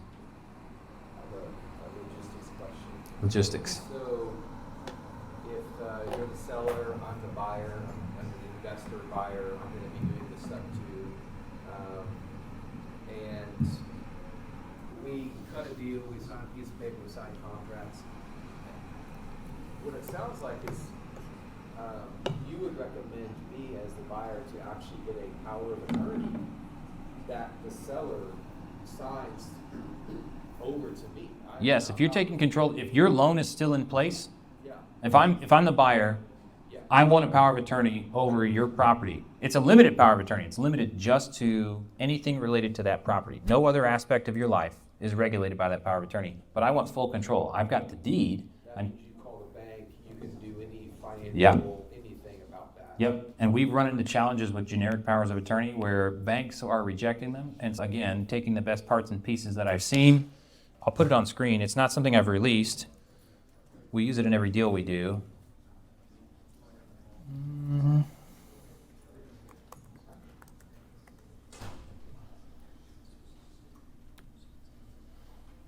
So this is the template that I've amalgamated. What we do is we say that zoom in a little bit. This is signed at closing. Yes. Okay. Very, very rarely prior to close of escrow. I don't like doing it prior to close of escrow unless there's a documented need. Some people like getting it at the contract signing, but most of these take effect when they're signed. I'm like, that's not the right way to do it. You don't ever you're not calling the seller's bank at any point in time to verify anything as we log in. Title company will typically request a payoff. And that's not necessarily a red flag because people request payoffs all the time. Yeah, I was just talking about, you don't call in on behalf of the seller or get authorized in the account until. Yeah, so the third-party authorization letter, it's like, it's cool, but I'm gonna get power of attorney at the closing, and I'm gonna log in and look at their portal before we close. I got it. I'm gonna say, look, log me in. You can wait, you can share your password after closing if you want, but we need to log in at least together and get some screenshots and exports. Here's the other thing, the impounds account for taxes and insurance may or may not be correct. I got dinged for $1,000 a month. Oh, thank God that ends in August. $1,000 a month because my mortgage company underestimated my taxes. Yeah. So they were like 12 or 13K short on escrow after a year and a half. Yeah. It's a whole long story. No, on my personal property in Kansas. Yep. Oh, Kansas taxes suck. Do they? Oh, yeah, they double from Missouri. Okay. All right. Anyway, I'm an expat. well, this was like a year and a half of short payments when they finally did an escrow analysis and found that they were like 12 or 13K down. They're like, hey, here's a letter. You can either pay it all up front right now to catch it up, or we can spread it out over the next 12 months, which we're going to do automatically if you don't respond. So my payments went up by $1,000. So when you're buying subject to, you should do an escrow analysis. You should look and see what are the annual taxes. Do the taxes and insurance match up? Because when you take that property, you're taking the escrow or the impounds account and any overages or shortages. Are you saying do an escrow analysis during the contract period? Yes. What, during contract? During the contract period. Very few people actually do it. They're like, we'll just take it. That's a great idea. Fantastic. Can save you thousands. Yep. So we prorate that. So title companies, we have to coach them all the time.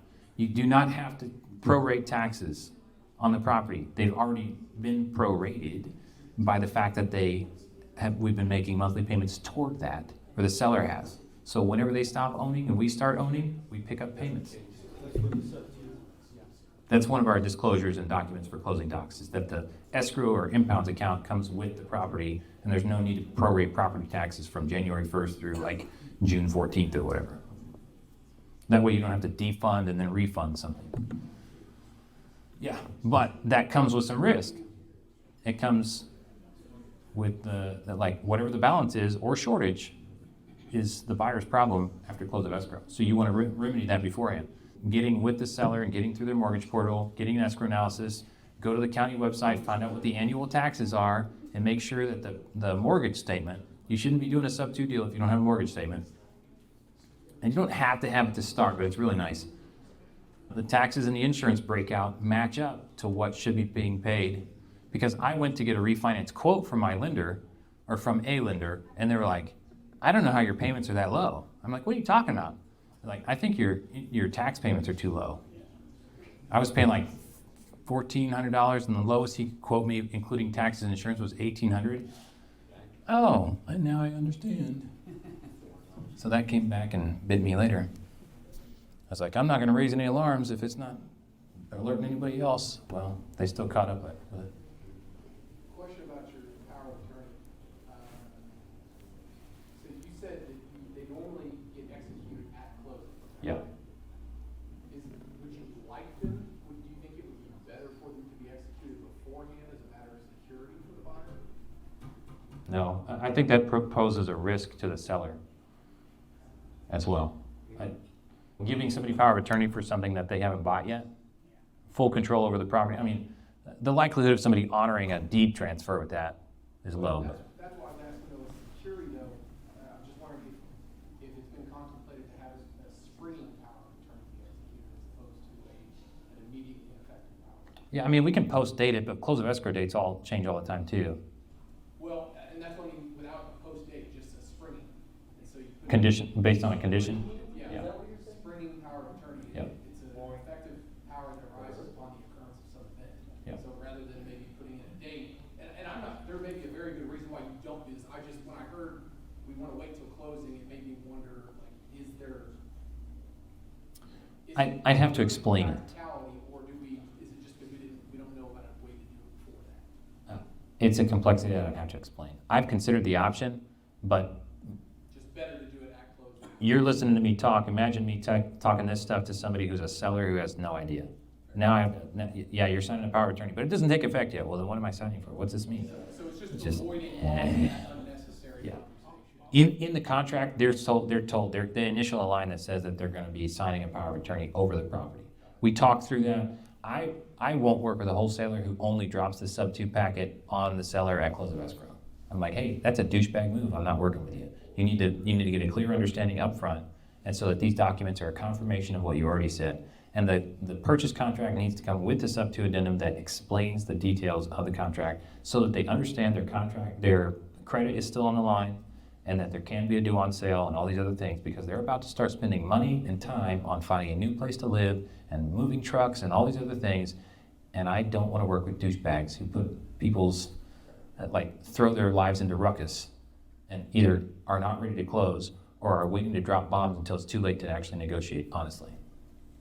Then follow up, if I may. Yeah. Does that contract, the same contract that says, hey, you will execute this power of attorney at closing, does it also prohibit them, at least contractually, from revoking said power of attorney? No.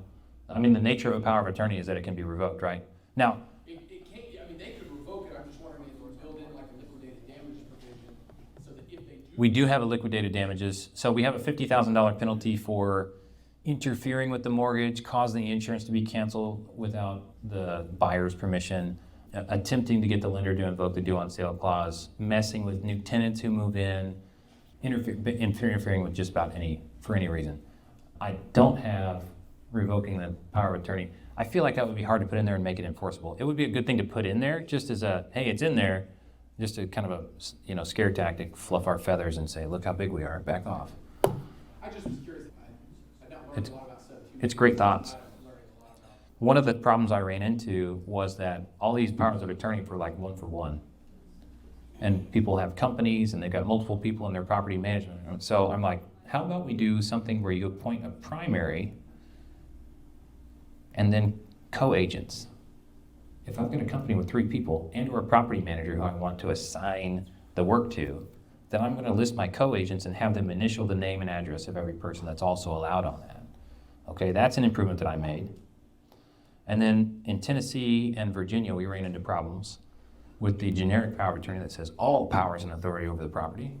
They want it specific. Also, banks very often will not cash checks based on a power of attorney unless you happen to get somebody and you just drive them into the wall mad just by every time they say anything other than yes, sir, you say power of attorney, power of attorney, power of attorney for hours. Eventually you'll win, generally, but that's a sucky fight. What we have is specific powers: drafting documents, endorsing checks, bills of exchange, etc. I can sign checks on behalf of the person. We're not going to acquire property on behalf of the person. I have it in here just to illustrate the point that it is a limited power of attorney calling out specific powers. Disposition of property. I have the right to sell it. Okay? Recovering possession. I have the right to evict people. I'm the one in control of the property. Negotiating with third parties. We're not borrowing money on behalf of that person in relation to the property. Depositing money and other property is another important one. So when you get the refund check from the insurance, that gets prorated when you cancel it 3 months into the policy, and you put your own policy on there. You need to communicate with them before you have that canceled because you want to direct where the check goes to and whose name it's in. Now, some of them cannot change the name on the check, and some banks will give you a hard time, but sometimes you can have them issue the check to John Smith, care of Caleb Christopher, because they have to have John Smith's name on the check. Okay, well, can we do John Smith, care of Caleb Christopher? That makes it easier for me to cash. Little tips and tricks. Is this a power of attorney for the real estate or for the lien of the boat? Just for the real estate, over the property. So anything where John Seller, their name is on something, they've given me power of attorney for all aspects of their life related to this property. Don't they do that when you take title of, I mean, they have no equitable interest anymore, right? Like that's part of. Oh, they have an interest. They have an interest in the property. If their name is on a debt attached to the property, they have some interest. And especially if they're a wrap seller, then they have a lien interest in the property as well. We have 2 separate power of attorneys that we've been using. One is for the lien, and then one is if there's like an HOA or something, Yeah. there's a power of attorney for the property. This is supposed to be all encompassing as compared to one for just the debt and one for just the HOA. Because what you might interact with other entities and need to interface with other entities other than just the HOA or the lien, first position lien holder.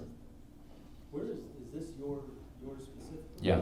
Places community or just? No, this is mine specifically. This is a year of experience working with attorneys in different states and having little debates and questions. And I enjoy the interaction that we're having here, and I have that interaction usually positive. I met with a lot of suspicion because who's a transaction coordinator to tell me what to do? I get that a lot. That's why I'm like, don't call me a coordinator. Consultant, baby. All day. I can do springing power of attorney. Guess what? I build all my forms. My forms are built to be pretty dynamic, so we can put it in there as of either a date or a condition. And that's how my promissory note reads too. I'm actually pretty proud of that. Let me put that on screen.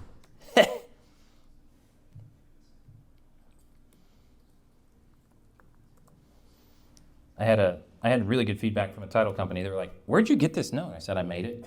"Really? This is really easy to read. This is fantastic."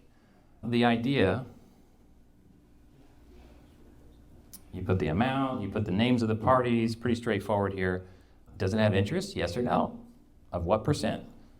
When does it start? Is it amortized or not? As of when? When does it mature? Does it also have fees? All three can be true. None of them. I don't think none of them can be true. I've got a built-in DocuSign where you can't get it wrong. I'm live on stage. Don't put me on the spot. Are you making installments? No installments. Do you pay a full balance at the end of the loan? This is my investor note. I just wrote one today. That's no installments. Payment in full is due at the end of the term.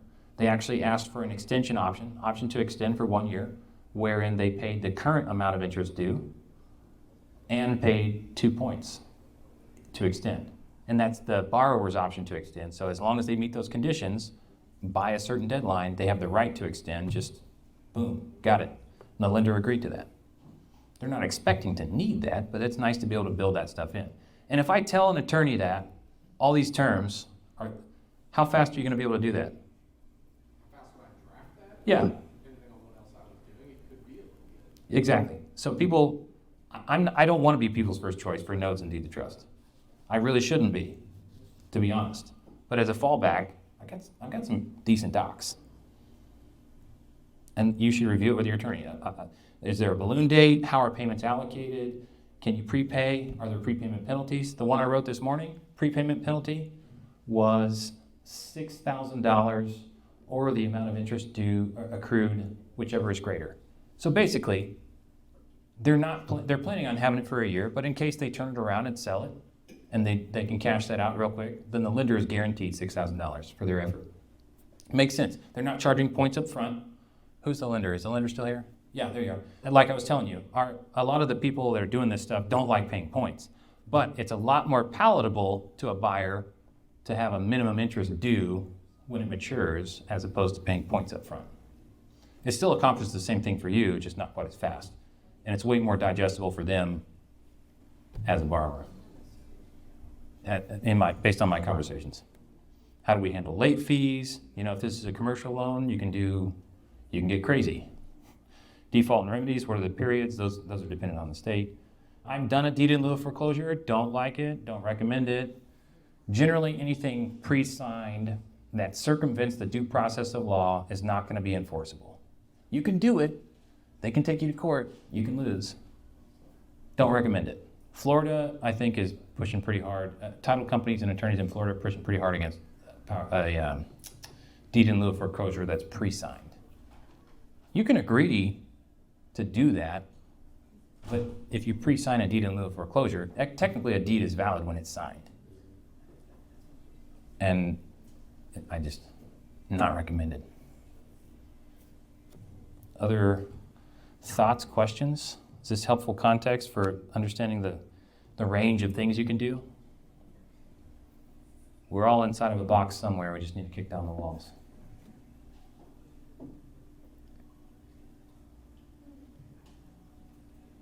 There you go. I'm open for any Q&A that you'd like. On the due on sale, you said one solution, you deed it back to the seller. Why would they transact with you after that? you've got power of attorney to deed it back to them and then write contracts between them and you. They may never even know that you've done it. You don't have to actually talk to them about it. Not necessarily. I mean, you may end up doing a transaction with no title insurance and encumbering title a little bit messy by using a power of attorney to deed back and forth and sign leases or contracts or deed and all that stuff. But it is all pursuant to your original agreement. And now if they die, that's the problem with the power of attorney, is if they're dead, your power of attorney is expired.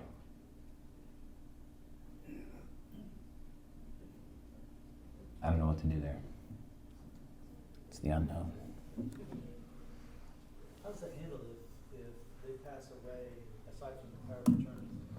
Is it the debt, you just have to go to their heirs and deal with the heirs? Yes, if I give you a note, if you give me a note, I seller finance to you for $100,000, and you're $20,000 into it so far over a 5 or 10 year period, and I die, then my partner or descendants or whoever inherits the rights to that, it's automatically assigned downstream to them. May have to go through probate and all that stuff, but it doesn't change the fact of the contract between me or my estate and you. So you still owe the money, nothing drops off, but my heirs and descendants can't necessarily change the terms on you. What about when you buy subject to when the seller passes away, your power of attorney is no good anymore for dealing with the loan? How would you deal with it? So when the seller dies on a sub-2 situation, how do you deal with the loan? That's a messy area I have not had to deal with yet.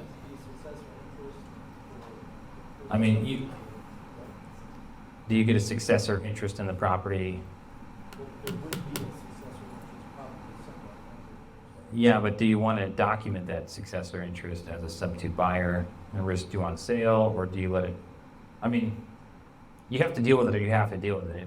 If you can dodge, you kick that down the road as far as you can, and hopefully at some point, if it comes to a critical mass point, you've got enough equity to refi. Right now, we're looking at buying a sub-2 of the borrower that was already passed. The borrower has already passed away on a sub-2. Successor interest is on title. She's in on the title. Okay, Would the power of attorney be easy enough just to go to the heir or whatever and just say like, hey, I got this power of attorney, give me a copy of the death certificate? well, so a descendant may be appointed power over the estate. Can they give you power of attorney over that? I don't know where the limitation is. They can't give you power of attorney over an estate that's been assigned to them. Messy, messy, messy. All of that's gonna have to be approved by, at least in this, I should say in Missouri. Yeah, okay. But other states, That would have to be approved by a court.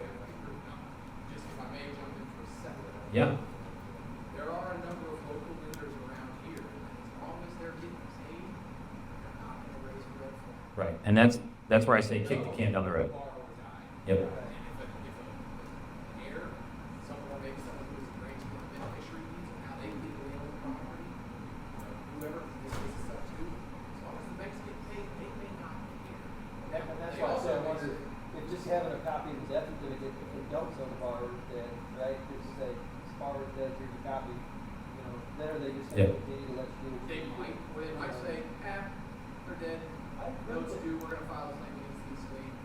My understanding is that the heirs have the right to continue, reinstate a mortgage that's going into default for a deceased. It depends on the bank's documents, I'm representing the banks, I do a lot of probate estates, and it depends on what the documents say.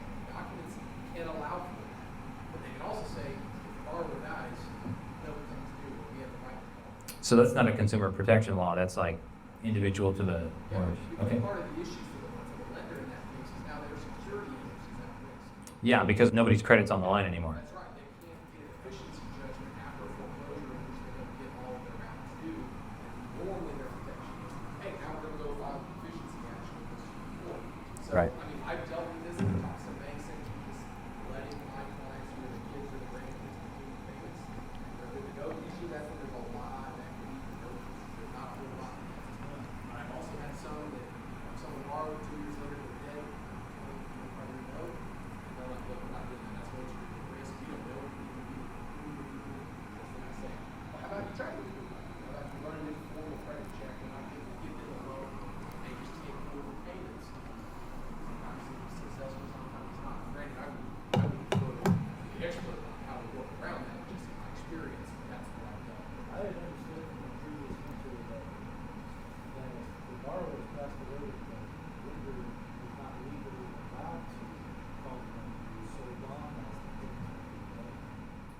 That was what my unofficial understanding was as well, was that you cannot call due on sale on a loan that's still current, being paid by the descendants of a deceased. But he makes a good point, and it could be regulated specifically by the actual loan documents. There is a time frame. I mean, they're not gonna do anything for like 6 months after. But You're saying that someone is half the our borrower line, we're gonna cover it. ultimately, they will. They're gonna say, you gotta pay up. And what that typically results in is they just file a claim against the estate for full. That's even if the payments are current, being paid. Yeah, even if the payments are current, they can file against the estate. It's up to the bank's discretion. So I guess,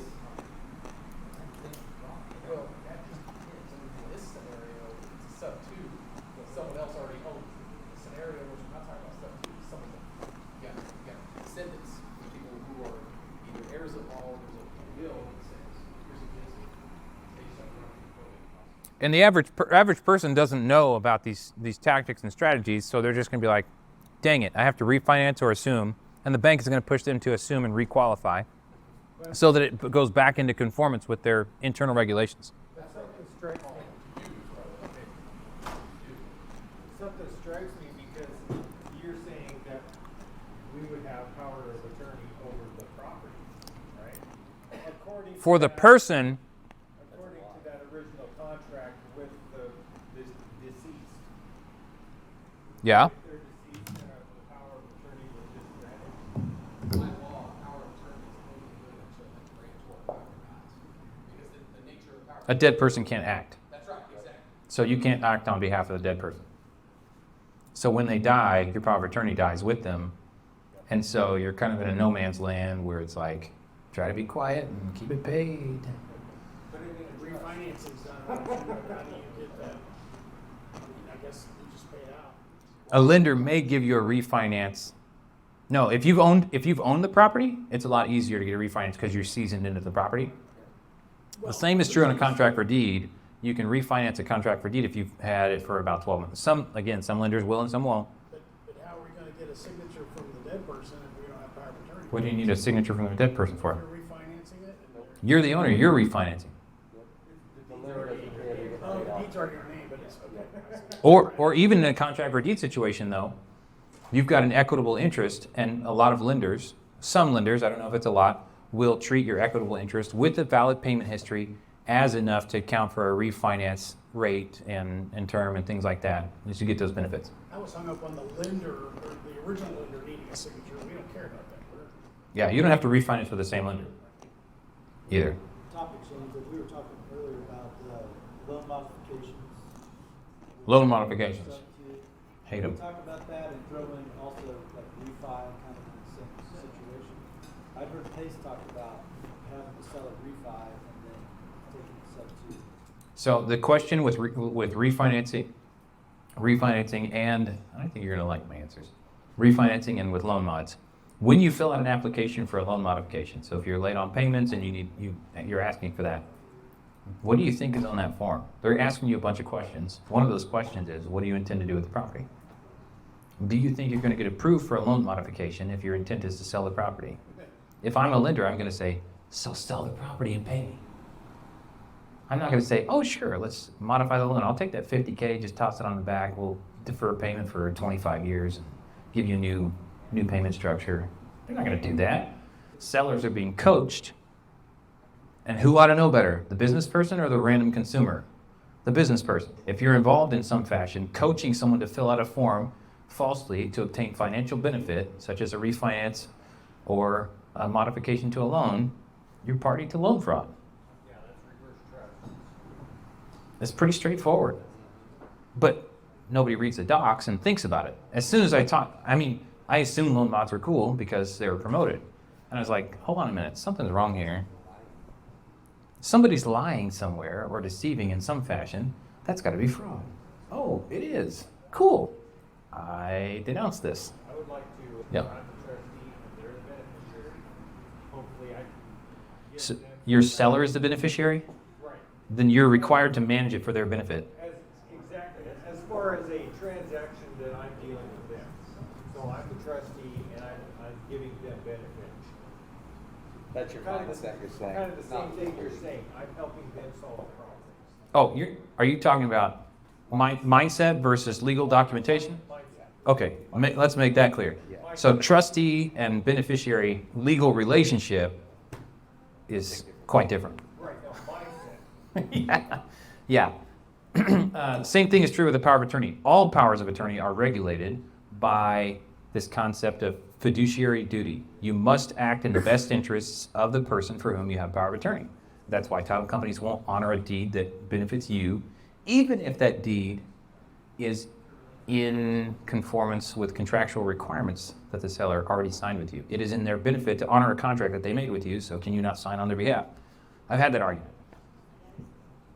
Technically, yes, it's in their best interest, but it's arguable, because if they want to change their interest, then I've talked with our attorney about that situation, because what we usually do is we buy, the seller puts their property in an LLC prior to closing that they own, that I'm the manager. so when a seller transfers into an LLC without title insurance, they just voided their title insurance. You aware? I don't think I was aware of that. Okay, that's something to know. Just willy-nilly slinging properties into different names voids the title insurance. Generally not something you want to do. Now, transferring it to a trust may or may not, you got to talk to your title company and your existing title policy. They may honor a transfer into a trust. They may not. They may make you buy a new policy or a discounted renewed policy. You can ask. I had that same conversation though with our attorney about fiduciary duty of the manager to the LLC, and my point was the same that you were just saying. Well, they already made a contract with us to sell this property for these, these terms, and as the manager of the LLC, I'm just continuing that's what they wanted to do, so. And he said, well, the court probably. Yeah, said that, it's but he arguable. said, there's civil issues, he said there's no criminal issues with that. Right. But there's some civil issues that you may run into, like. And between any random consumer and a business or a commercial entity, it's going to, generally, things are going to be biased toward the consumer. Just consider them an idiot. Who would you judge in favor of? That's how the courts basically treat it. Yeah, it is exactly how the courts treat it. So if you know that going into it, there's certain documents it's just not worth bothering with. And situations not worth getting into. Doing sub-2 deals into a trust instead of an LLC or whatever else. I've got a buyer who's going to do, her goal is to do 30 by the end of the year, wraparounds. She wants to buy them from wholesalers, sub-2 deals with less than $50K entry fee, and sell them on wraparound mortgages to owner occupants at markups for anywhere between $400 and $1,000 a month cash flow per. She's using private lenders to get into them. Her goal is to do 30 of those by the end of the year, and she only wants to do it with trusts. She's going to form a trust. She's got trust templates. Jury's still out for me on trusts. Depending on like land trust versus revocable versus irrevocable versus intentionally defective. Like there's a bunch of factors that you can get real screwed up if you don't understand exactly what you're doing. So I'm tentatively like, I'll follow along. She paid for some mentor's templates.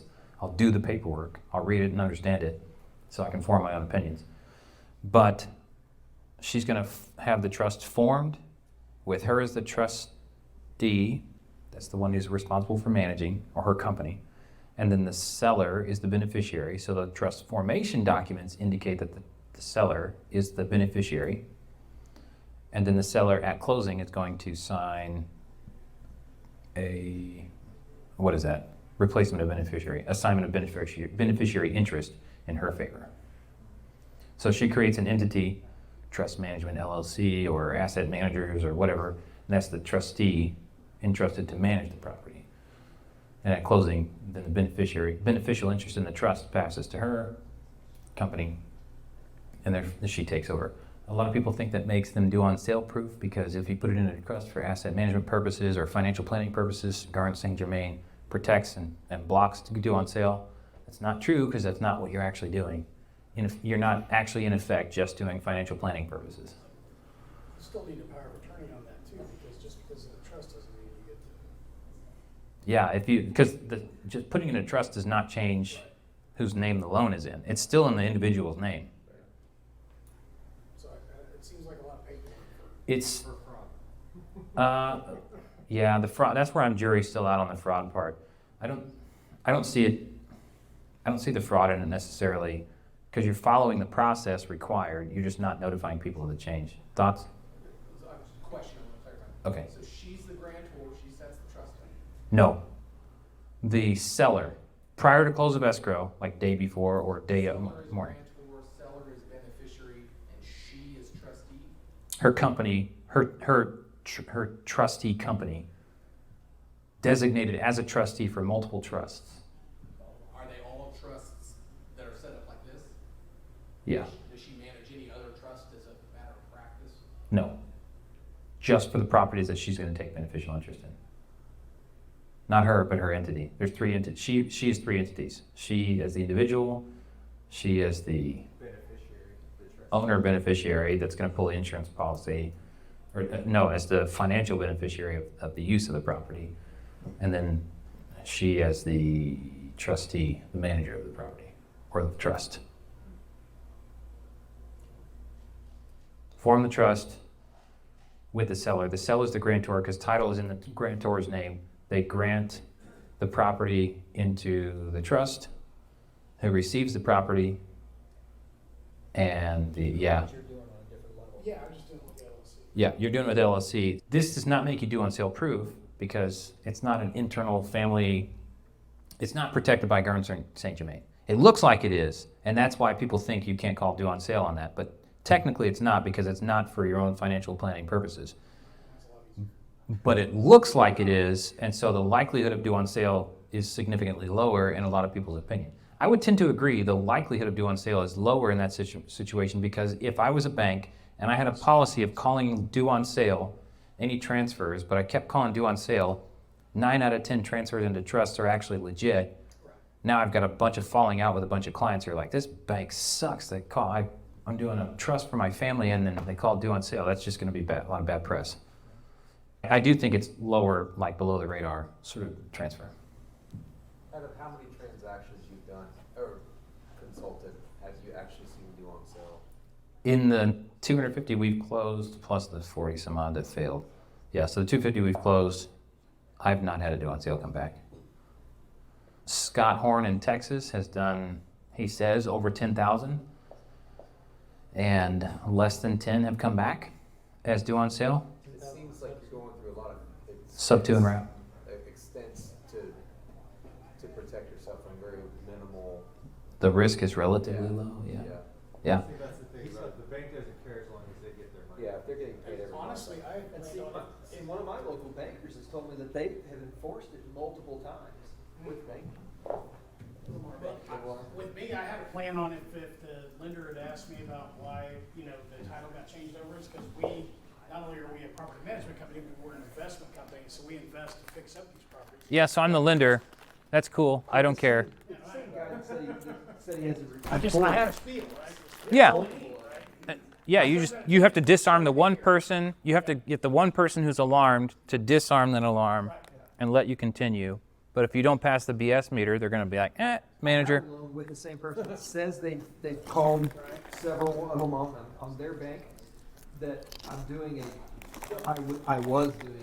contract to deed, they've already defaulted, we're not doing that. Sure. But they had an insurance policy with me as the additional insured, right? Within under there, never Well, been a green how- flag, I mean, nobody is this cared. Bank of Lamar or something like Yeah, that? right, Lamar Bank and Trust, Right, yeah. okay, But, so, but they've got like. If I've never heard of the bank, there's a good chance they call due on sale. Well, yeah, because there's 35 applications a month at that bank for loans. yeah, it's probably more than that, but yeah, but what I'm getting at though is like for this area, 100% of my loans are small bank portfolio loans. They aren't using an intermediate, they aren't using a servicer. They're all in-house, It's they're all never in-house. assumed. They're never assumed or sold. Yep. But it's a lot easier for them to manage those and follow up on the process of what's going on. And so, because so they only got- that's what I'm saying though. Is But that's why if I I'm tell my doing something clients. nationally, Yeah. then yes, I can see the deal. But like Well- everything I'm doing is local, right? That's why I want a mortgage statement when we get the deal under contract. So people come to me, wholesalers come to me because they've got a deal under contract and they want help with the paperwork. They don't want to have to deal with it. They don't know what they're doing. They're like, I lucked into a deal or I'm good at closing, but I don't know what to do after that. They're a dog with a stick that's too wide for the door. Caleb, help me twist the stick and get it through the doorway, right? It's true. My value to them is moderate. My value to an end buyer who's keeping it is way higher. I need to raise my prices and sell to these people. Rachel is the name of the one that wants to do 30 by the end of the year. My value to her is far higher as a buyer who cares about the next 15 years than it is to a wholesaler who cares about the next 15 days. So the wholesaler brings it to me for administrative transaction coordinator, lower level work, a little bit of consulting on like how they could structure it and make more money. And oh yeah, you don't have to take a discount on your assignment. You can finance it and we can work that into the deal. Absolutely. Sorry, I gotta go, but thank you so much. Yeah. There's a little bit of consulting for the party B in an ABC transaction, but C is the one that gets the most benefit from my services. And in fact, so Rachel, she's going to be buying deals from sub-2 student wholesalers, and when she negotiates the price with them, she says, if you have a transaction coordinator, I don't care if you pay them, I'm not paying them. I'm bringing Caleb Christopher and his team, and it's up to you. You can dismiss your person now, or they can double work it, but Caleb's doing my deals only because she values that much more. I don't know where she lives. Florida and Texas and one other state. Texas is big for wraps right now because property taxes are so high, and guess who doesn't pay them? The person who's standing in the middle. The wrapper doesn't pay the taxes, the buyer does. So that's why they're so popular. And then, so those are the two parties who really engage me. And then people engage me when they've got a deal verbally closed. Well, just for random consults, people will book time. Otherwise, if you've got a verbal close and you want it under contract with creative terms, that consult, we charge $150 for a contract write-up consult, where we're going to produce a DocuSign ready contract that you need to take to an attorney, but it's ready to go. You can change anything and you can rock and roll and send it. No, that's just the contract. There's two phases. There's pre-contract, and this is a divider line. This is all negotiations until the contract is signed. Once you hit that point, now you can open escrow and run. So we do 2 engagements with a client. If you go get it under contract, great, bring it to us. We'll start from there and manage the transaction. If you need help getting it under contract or you want help writing it up, you don't have templates, whatever, we can do all that, including a seller walkthrough, which is a Q&A session. We're not negotiating on your behalf, to help the seller and generally an agent understand that things are okay, this is how we deal with things, due on sale, debt to income ratio, all those questions. That's usually like an hour long. So we upcharge for that, but we can get that all done. And once we get a signed contract, now we go into the second phase. Some people only come to us on the second phase, and we manage the transaction through escrow. Although anybody who comes to me, I would ask that you put to be selected by buyer on who the title company is. Whether you're using me or somebody else. A lot of people pick something. I got my favorite title. Wholesalers usually have their favorite title company, and they put that in there, and I'm like, do they do creative? Yeah, sure. What do you mean, yeah, sure? Yeah. Yeah, no. I need to say who it goes to, because how many of these have you done?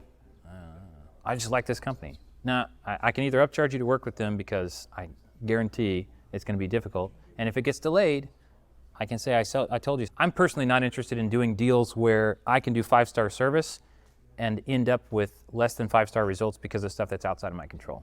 So I'm like, let me control it or find somebody else.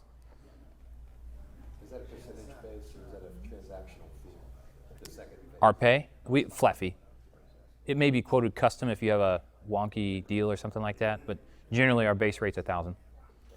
And that includes the docs and templates, and it's the highest value is that consulting that's involved in the deal along the way. You got questions and answers, you book time with your assigned transaction manager and get them answered. Most people that come to us are the ones who are new and need a lot of hand-holding and learning, or the people who are scaling and need to get stuff off their plates.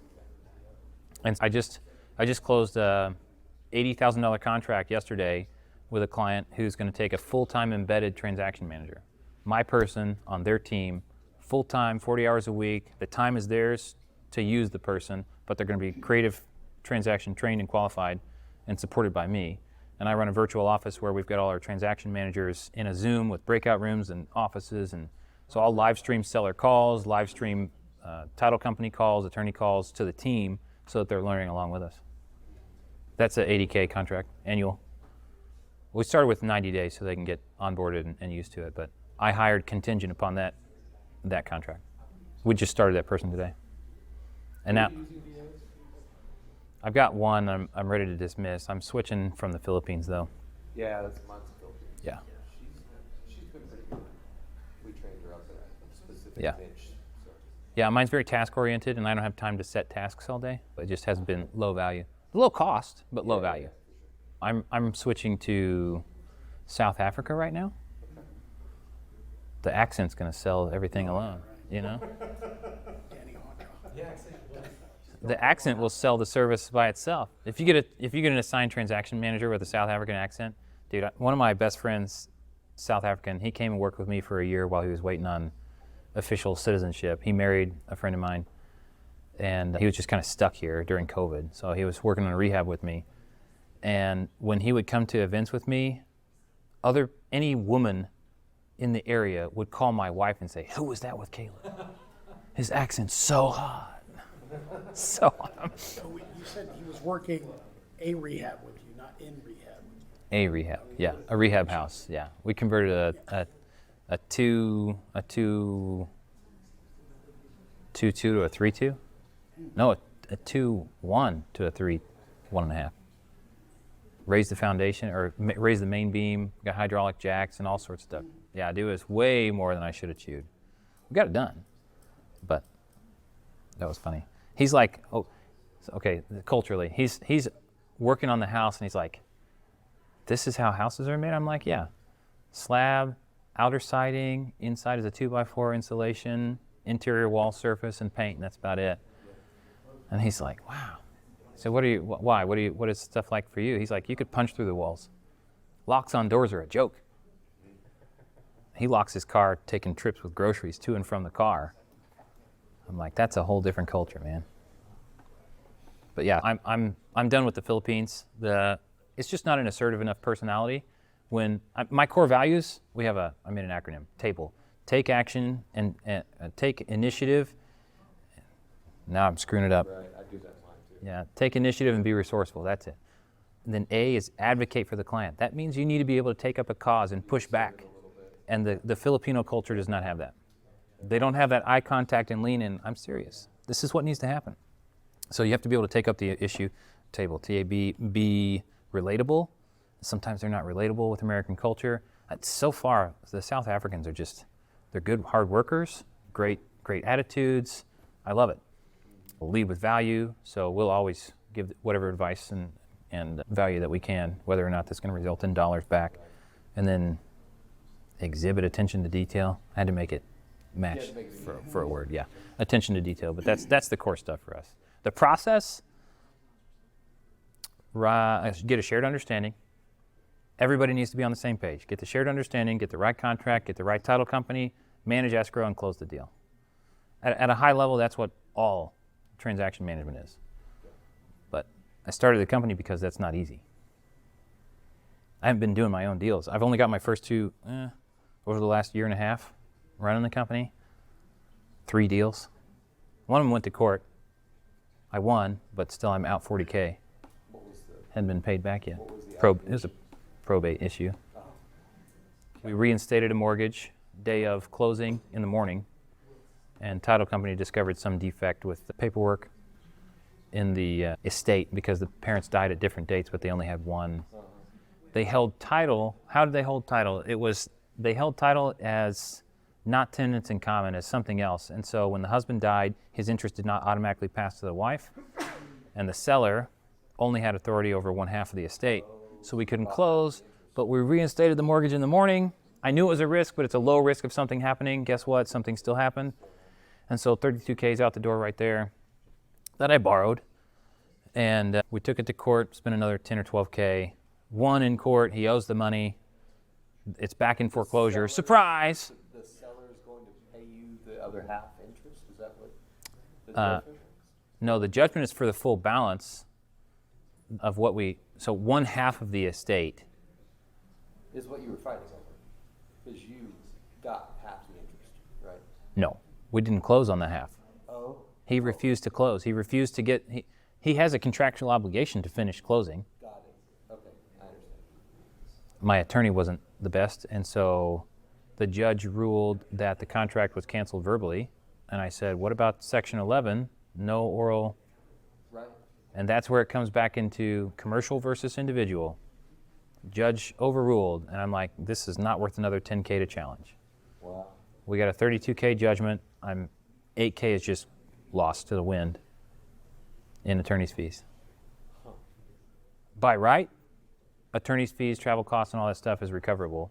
But from what? From who?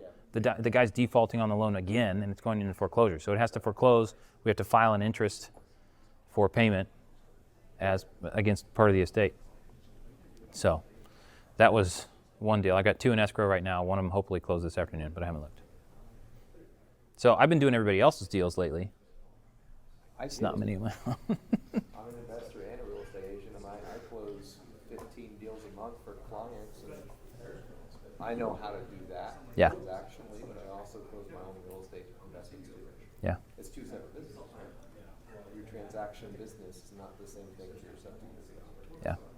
Yeah, and I need to pay fees to my people. I've been working my own deals, which is entrepreneurship 101. Don't do that. Don't do it, yeah. I know. Who, not how, and I'm not doing it.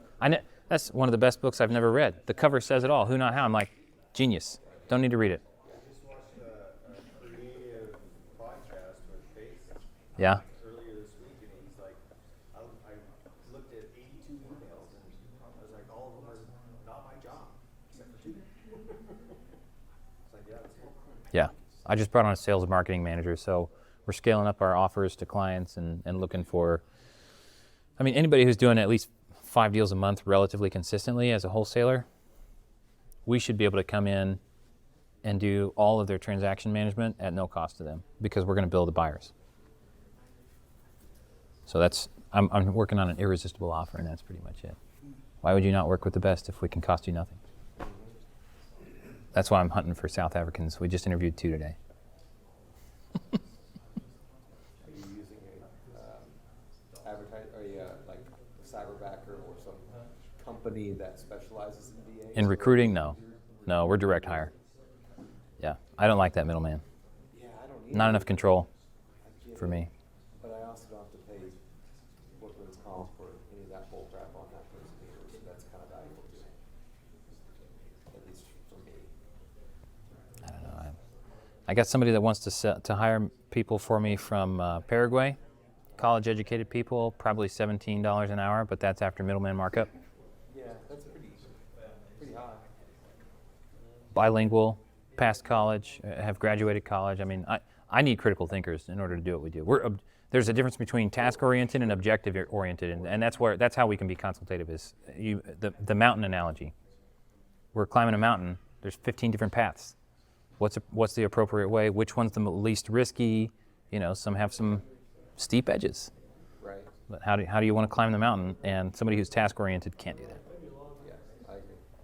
They can work with a critical thinker, but so we're having people take critical thinking exams and things like that to test. Because I want to be able to stand behind my people. One of my people missed $9,800 on a closing statement. I mean, the errors and omissions clause that somebody signs on closing docs should cover it, but title company's like, no, you signed it. I'm like, yeah, but you guys forgot to. No, you signed it. And I'm like, this is not going to be worth the trouble. It's a challenge, and my person should have caught it, so I just covered the difference. Right. But I've met other transaction coordinators who will not do any of that stuff. I don't know how they earn what they're getting paid, but I don't know. That's my world right now. Has been for a while. I didn't even notice the world. So. A whole world. But we've been doing creative only. Have you guys seen Morby method deals? You know what the Morby method is? I'd like to learn more about that. It's terrible. I'm trying to basic idea of that. Yeah, it's really easy to understand at a high level, and if you do it the wrong way, you're going into mortgage fraud territory again. Yeah. So undisclosed second position liens. If you plan to place a second position, and you fail to disclose that, and your lender would have said no, if you let them know that you were planning on putting a second position lien, then it's literally called withholding material information. Fraud. Your primary lender, your 70-30 lender, the one that's going to give you 70% of the loan to value, if you don't disclose that you have a second position lender coming in, placing a lien on that property, and if that reasonably would have affected their decision to lend to you or not, you fail to disclose, that's withholding material information. Will they prosecute or anything? Probably not. Likelihood's really low. Now, the salesperson that works for the lender is going to say, yeah, no problem. They would rather not hear about it, but they get paid on commission for closing deals, not for saying no to technical. So is it inadequate to disclose it to that person? That's a good question. I would do it in writing. But yeah. But then again, the closing your disclosures, your loan disclosures are going to have, I can guarantee, something. So even if you disclose it to them, then you're later then signing that you're not doing that. So it reinvalidates itself. Stink. You can ask for a copy. Nobody sends docs early. You can ask for a copy, and it'd be great if they would, and you can read through it, and maybe you find a lender who's willing to do that. But if you have the cash to close yourself, all the better. Or a partner who can join who has the cash to close on a deal. And then you make whatever plans you want after. Including a seller lending to your LLC as an investment. So if your seller treats some of their cash as money to be reinvested into a company, and it happens to be yours, then they can lend to you separate from the property, especially if you can cross-collateralize. So the more you have to play with, the easier we can do it way into the black and white territory rather than the gray area. But if you're looking for $0 down, double financed property with zero out of pocket sort of thing, you're probably in loan fraud territory. Just 90+% chance. Most LCs say it's not likely to find that a first position lender who would be comfortable with that. No institutional lender is going to be okay with a second position loan. How does Pace comes out with that? He's got a big enough swing to get by the filters, or gets an exception because he refers so much business that they'll officially make an exception. Then again, The first position lender will officially make an exception for yeah, because it's semi-institutional. But you're not Pace, I'm not Pace. We can't do that without committing fraud. you. You should talk that up like Oh, yeah.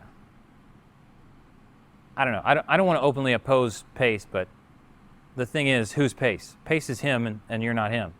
So what can you get away with differently? And can he afford to defend it in court? Is it a violation of contract or is it illegal? That's debatable. Something he can afford to debate, and I can't.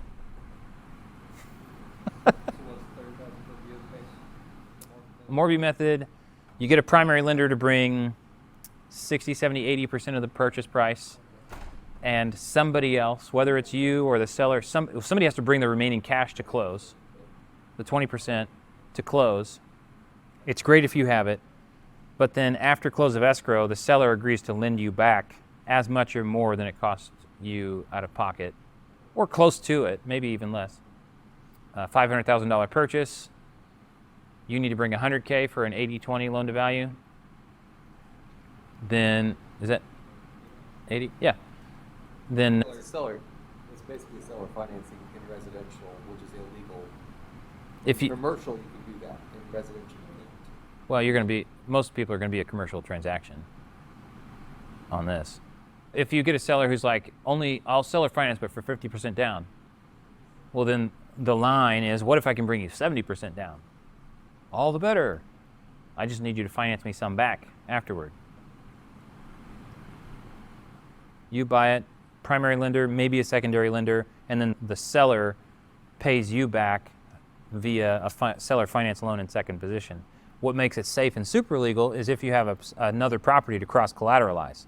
So if you've got 100K equity in another property, then that's an unrelated loan which covers your down payment. Because I've seen this done on larger commercial stuff where it's, an unsecured loan on the side. Just, Yeah, unsecured would be fine too. Right, you know what I mean? Now, lenders want to test your liquidity. They want to know that the funds are yours. They want seasoned funds. So anybody who's like shuffling funds prior to close of escrow, stop. You're rocking the boat. Again, our local guys don't look at that. Yeah. Commercial stuff. They can still trace the paper trail, but it's better just leave funds in the accounts that they're going to come from, so you can show an account history of the last 3 months so your lender's like, oh, okay, this makes sense. But what are all these transfers? I've done a bunch of creative stuff, seller financing type stuff, and the lenders on the personal side they do. Yeah, because it's way different. Yeah. When it's commercial. Which is We're talking about a deal that